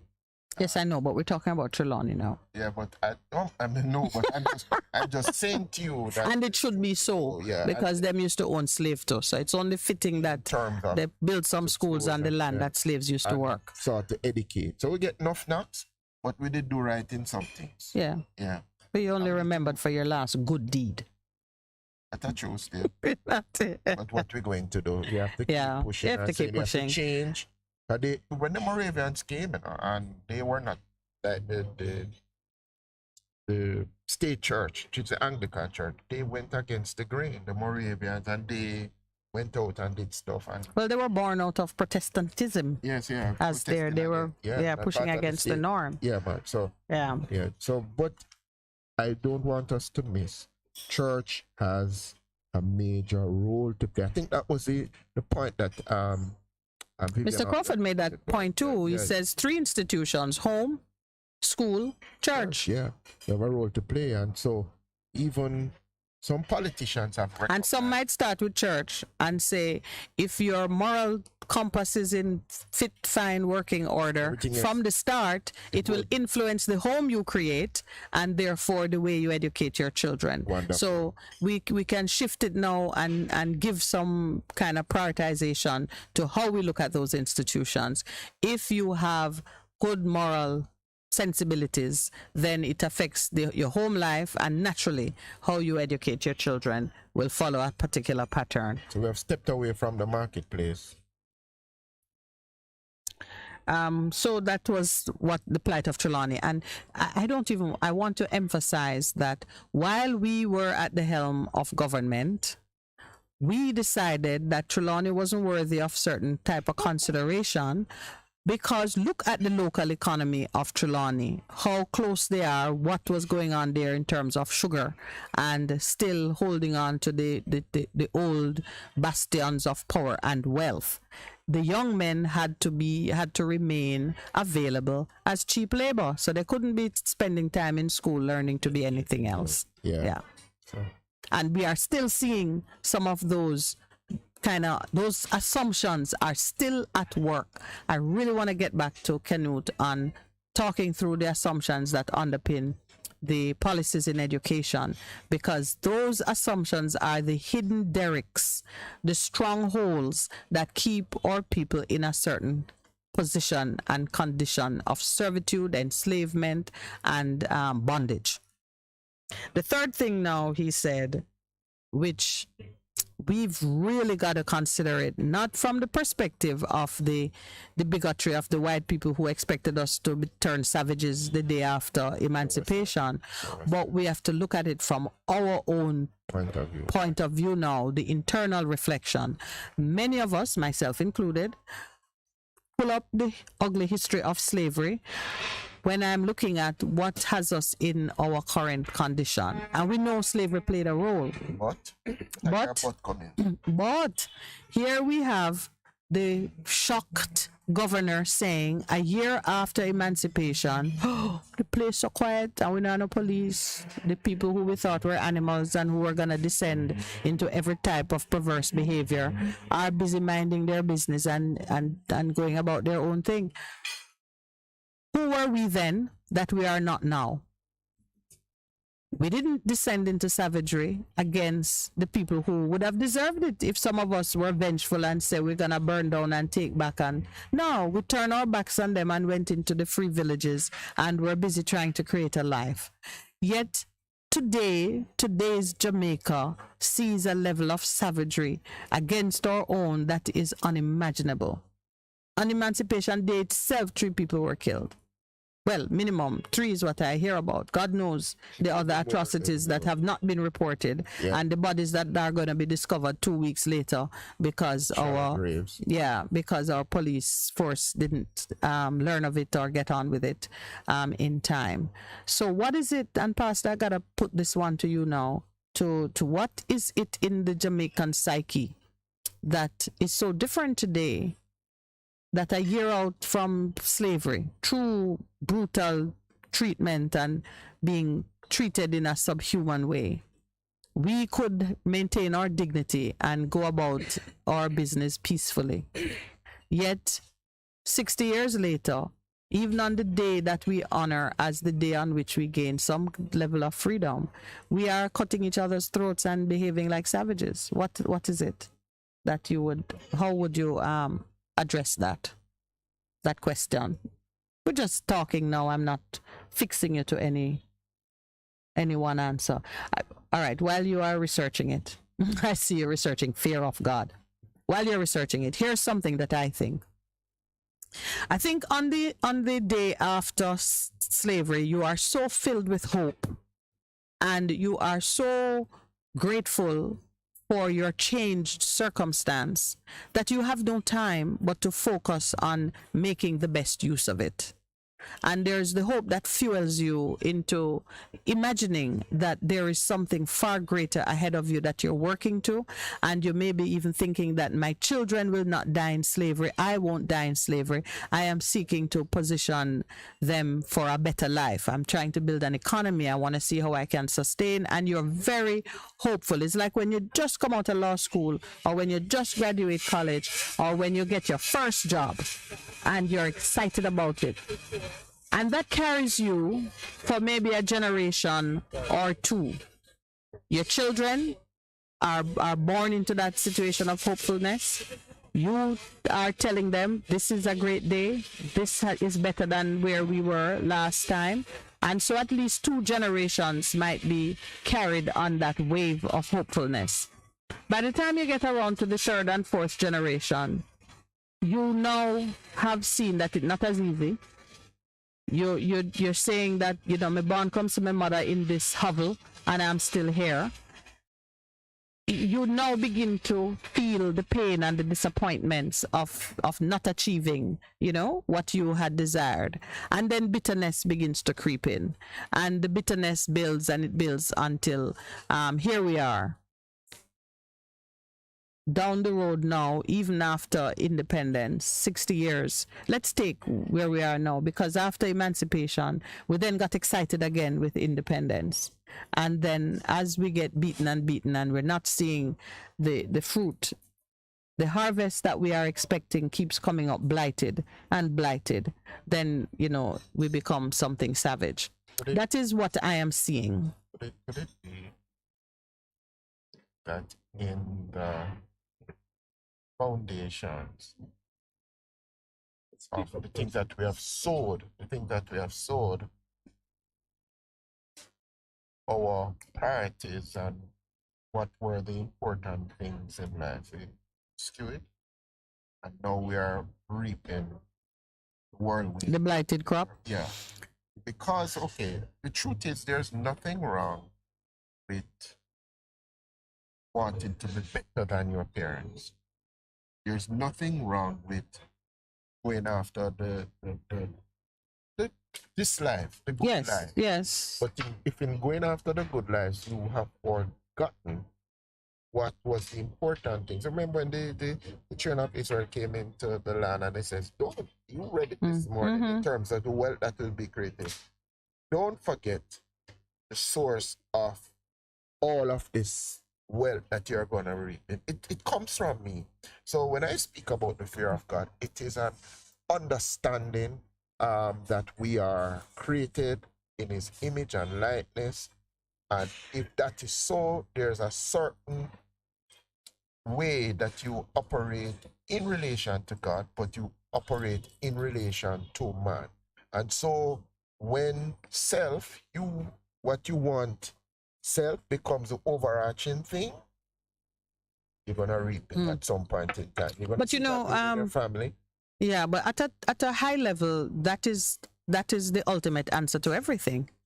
That man, it is man's transgressions that bring him into a place of pain and hardship.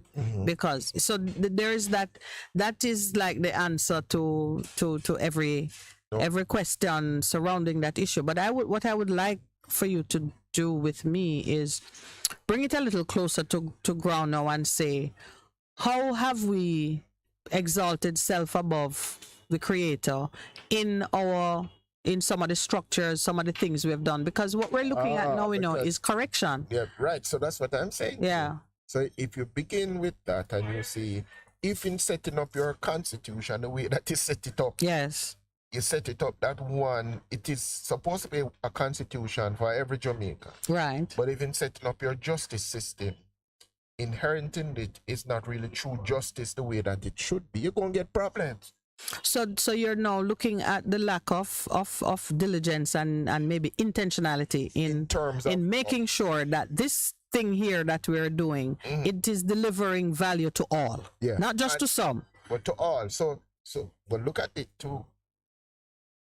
some have said that after emancipation and they had amelioration, and then okay, you're selling out your chattel slaves and so on, and then for years some people just finished paying off what would have been paid to the slave owner to compensate them for losing their property. But you never built that. You came out of that. You understood that that arrangement was in place. But even setting up your constitution, the way your constitution set up is that the first person you pay, your creditors. Yeah, you don't. So you understand what I'm saying? Yes, yeah. So even and it would be very interesting, Percy. It would be very interesting to look at what the list of liabilities looked like in 1962. Who are we really paying?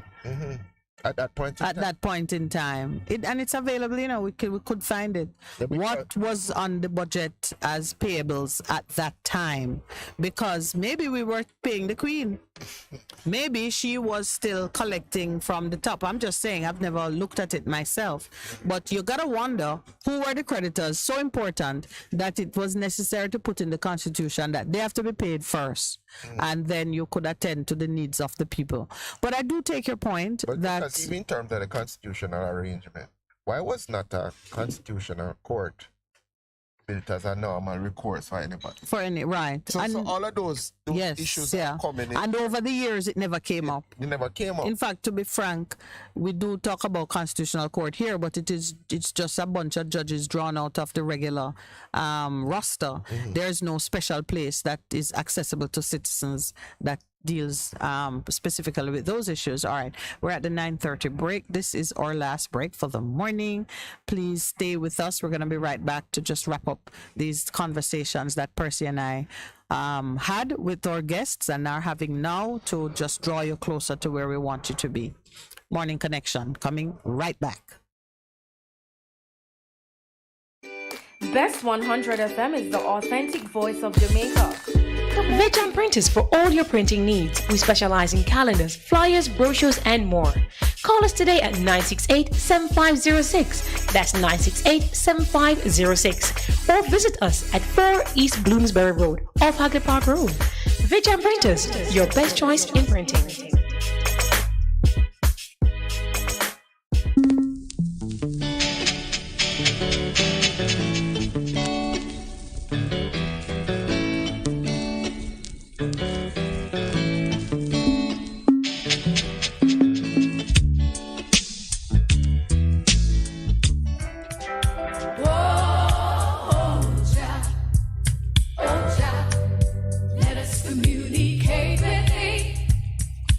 You good?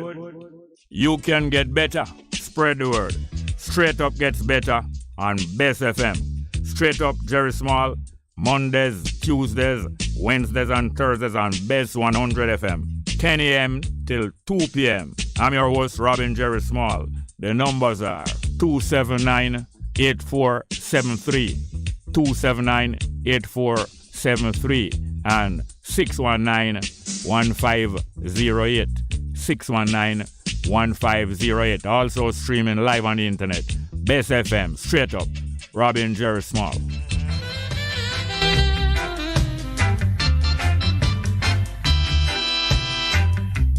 If you got to feel it, you got to be clean. You got to make it straight. You can't be lean. To share the joys togetherness can bring. To the true soul, you just have to cling, and then you will feel it, feel it, feel. You'll feel the soul inside of you.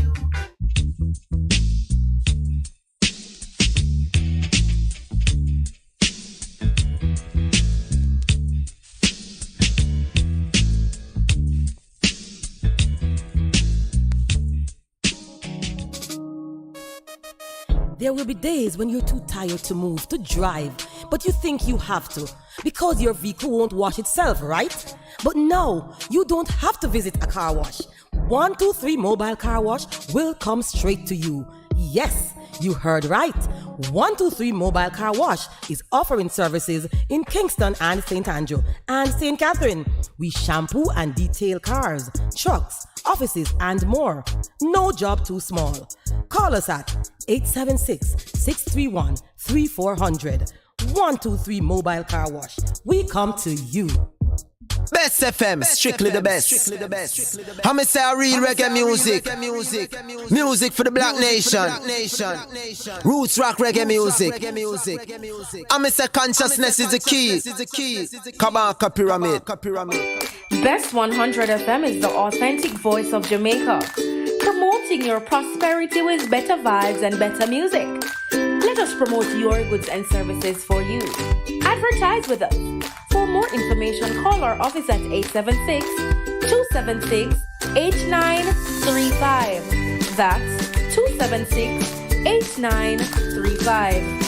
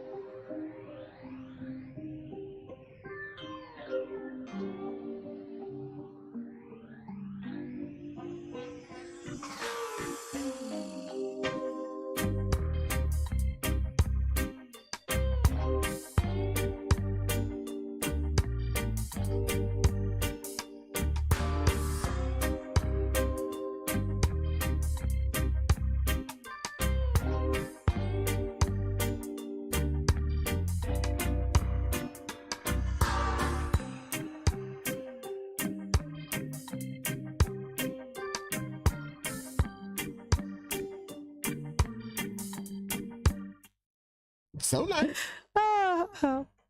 We're back. We are back. Welcome back to the Morning Connection. I looked online and I saw a very beautiful painting done by Mr. Anderson. It is of a tennis court as seen through a chain link fence or a mesh, whatever. Beautiful. If you take a look at his work, and every Jamaican should feel proud of the talent that he's displaying. So Pastor Percival commented that he went to the Royal School of, anyway, he has received formal training in art. And I made the point that I love the intuitives, the early Jamaican artists who were untutored and displayed their own native skill in the work that they offered. And so came a question from Pastor Percival, which is well worth exploring. What's your question, Percy? Are you saying that the persons who are trained have not received their gift from God?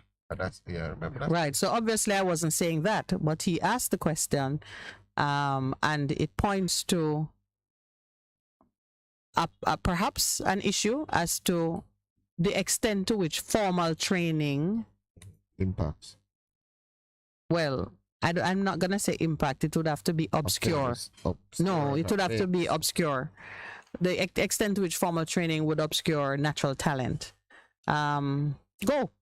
No, I was just, as we have our conversations up here, you say something and may ask something else to no, but I want to know what are you thinking? Do you think to clarify in your own way of thinking, you see, you love the intuitives. And I'm saying, are you saying then that the persons who recognize that they have a... No, man, I know what you're saying. And clearly I wasn't saying that. I just only said I love intuitives because that's the raw talent. I'm not saying raw talent is better or worse than tutored talent. Okay. I wasn't saying that. I just say I love them. But I'm asking you now, do you find some relevance in that question of the extent to which when you put training around something that is natural, it creates something different or something of lesser value? Do you think it is of lesser value, of greater value? I think even in terms of music, let's think of, you hear this voice and it's just raw. But just raw and powerful and when you listen to the person saying it, you get goose pimples. Just said, did you get any training? They said no. But then over time, you said, with a little bit of training, you could take it to another level in terms of your impact and so on. So that's all right. So that talent, the raw talent, which is still very notable. Diamond in the rough. Right. It's but there's the rough. Yeah. So you're not really seeing the diamond. Right. That's I think is a different situation from someone whose talent is complete in its expression. Okay. As it flows from them, like the person who sing beautifully without training, and they sing beautifully. If you train them, they sing beautifully anyway. I guess. But the reason I say it is back to what Mr. Crawford said. Mr. Crawford, he had said it to me before, when I entered into a conversation with him about the value we place on our cultural output. Me, without any training, if I did something, would it be taken up anywhere and treated as something of value? And he said to me that, our art didn't find a home until, I think he said 1975. Because at the gallery, he said our art was at the dump. Because if your child drew something at school and teacher send it home, it crush up and throw away. Or after teacher get it, themselves crush it up and throw it away. Until we institutionalize a gallery, we have art school that takes these things into account.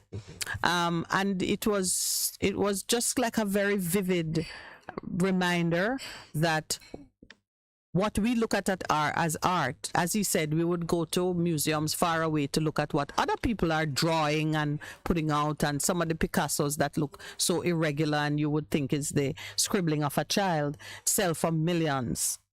I've seen one of my partners, how old was she when she did that?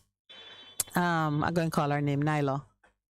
Did a piece of artwork that won an award. She was like 8 or what, but way sub 10, way below 10. To look at it. She was? Yes, when she did it, I think it's something she got to do in school, and she created her own thing, and the teachers were so impressed. They entered it in one of the competition. It won. I think it won a gold medal. It was on display in one of the museums here for a while. But when you look at it, you could not say this was the work of a child. Okay. That's intuitively there. It was there you go. But Vivian Crawford was saying to me on that occasion that work now, if she do that, then I just crush it up and throw it away. There was no place to honor the cultural output. Earlier, okay, yes. So he's saying it's in 1975 that we got her. So that is why I made the point about the intuitives, that these persons with just the raw expression of their talent, what they carve, what they paint, what they put together when they do their different installations, they've not been to any Royal Academy of anything. This is what the soul is pushing you to give birth to. And intuitive art, yes, art is really anything you can see and draw and so on. So it could be what people would call Aboriginal art in Australia. What is on the cave wall. Right. Or somebody drawing a landscape, because a lot of what you see people putting, like you drive some places, there's a guy who is, I think he's Lady Musgrave, right there. Yes, right. And he has his canvases on the fence. And then he's drawing. And sometimes that's where, right. And people buy those. Yes. And invest. So when you're referring to intuitive, without any formal training, they love to draw, that's it.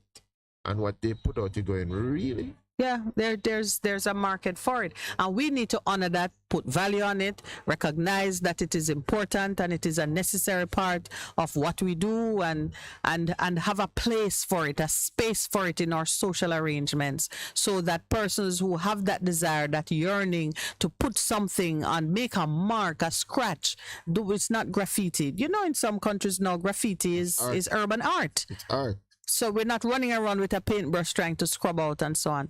I watched my son when he was like maybe 3, 4. He would take his toys and shape them into different things. He made a car out of, and you can see it. He make a little car out of his toys, out of, plastic boxes, out of cardboard, anything. He'd be in his playroom shaping things.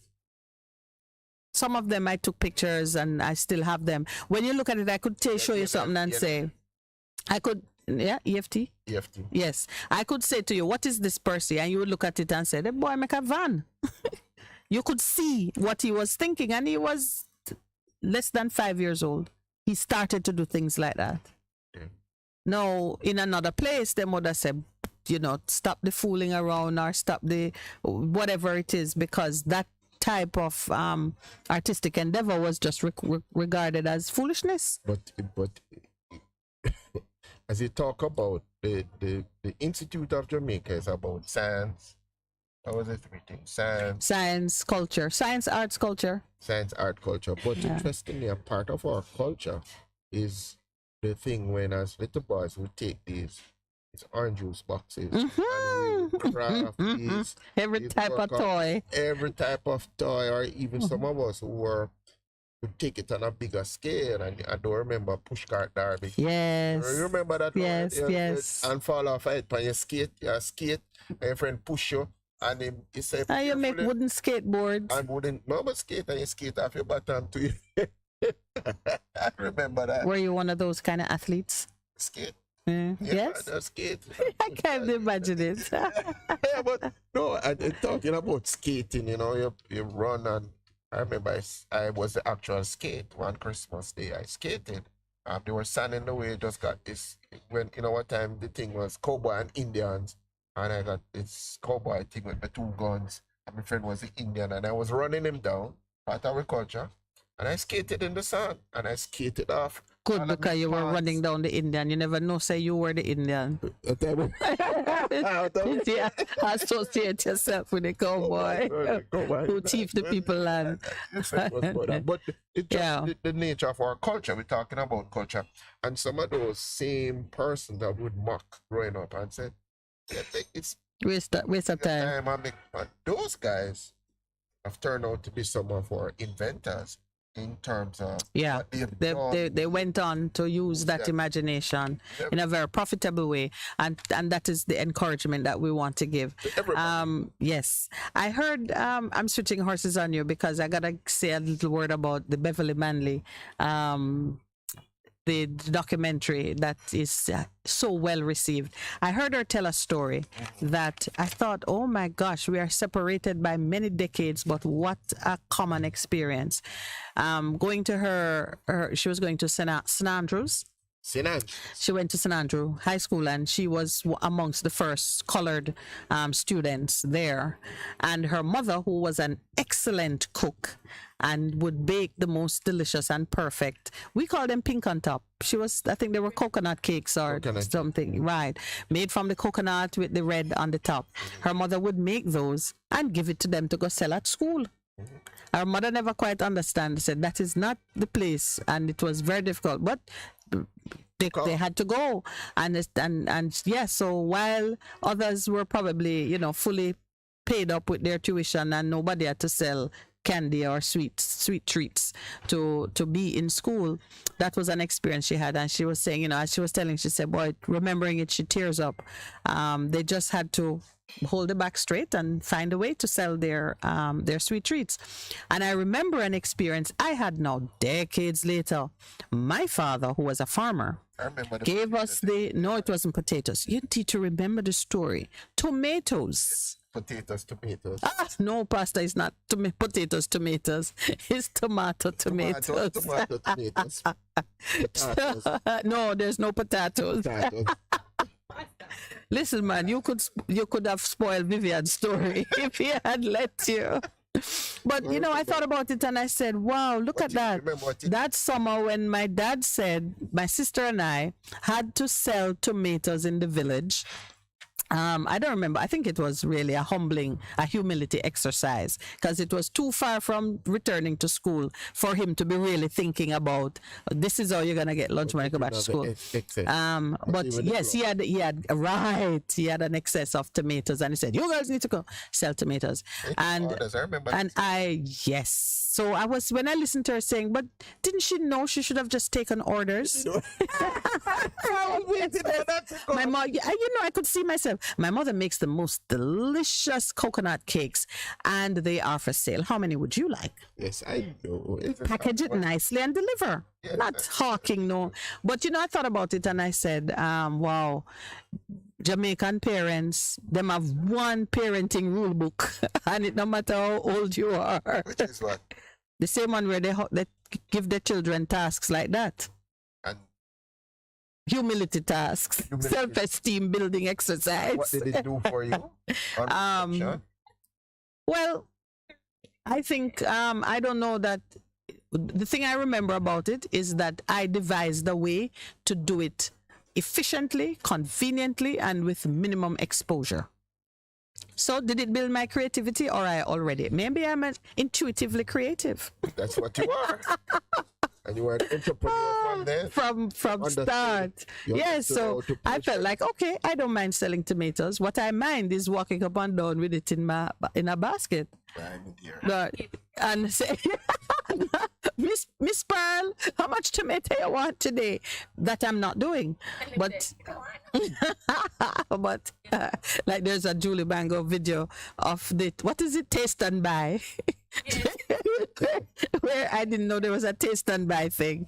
But all these things are great to remember at this time of the season, Emancipendence.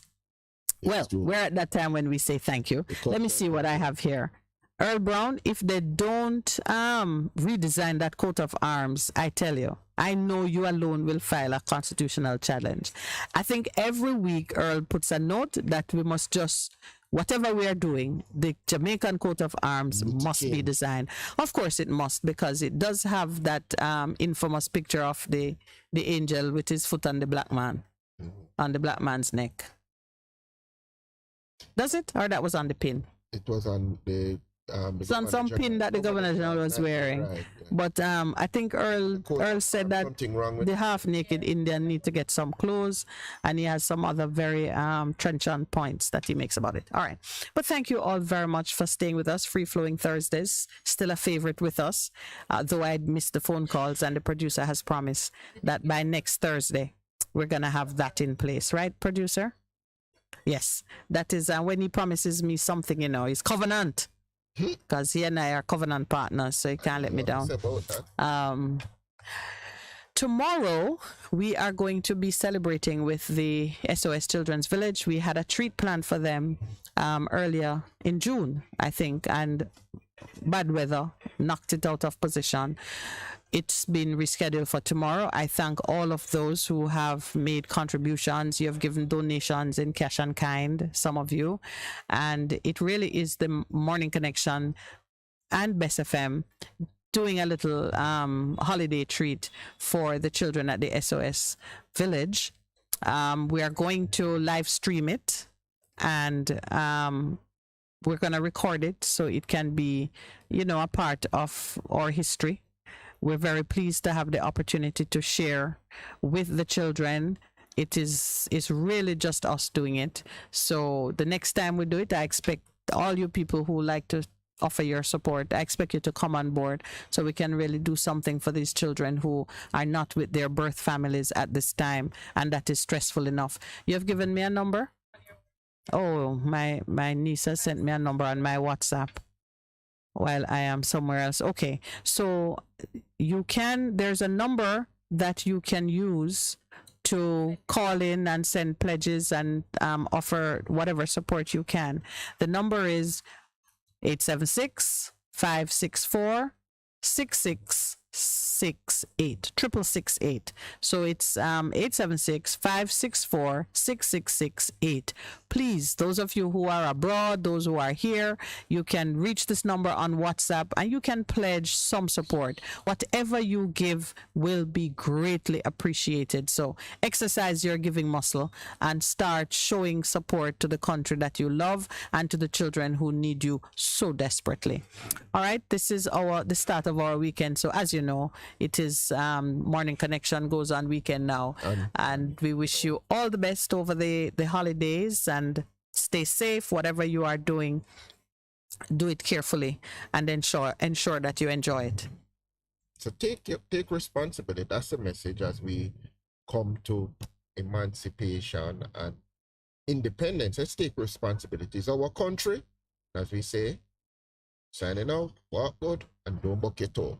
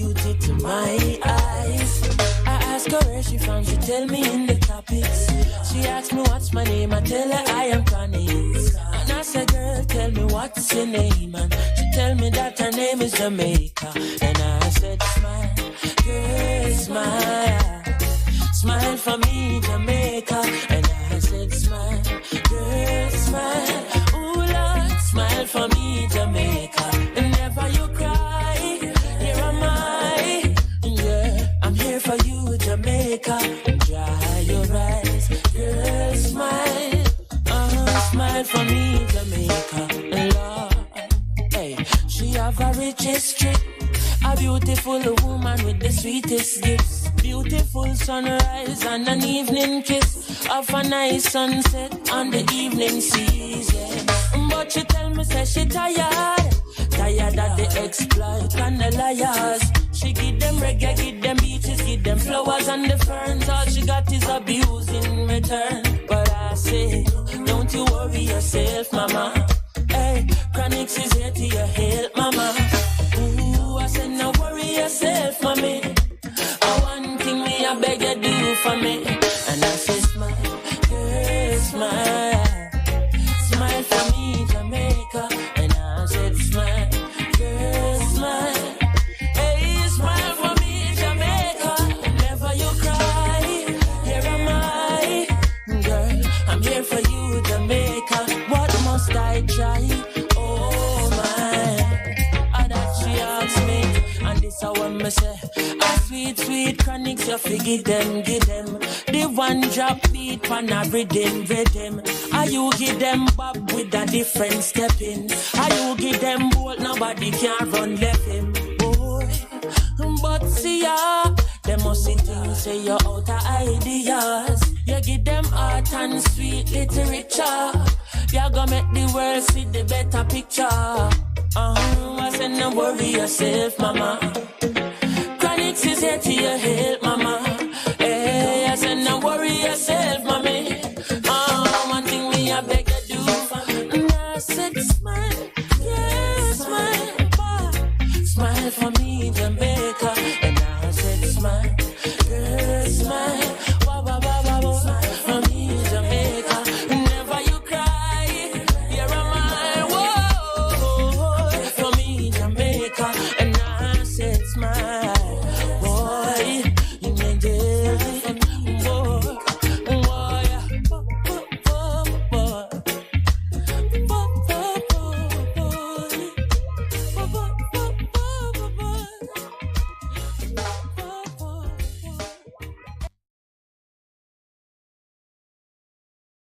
The views, opinions, and statements which are expressed in the just concluded program are not necessarily the views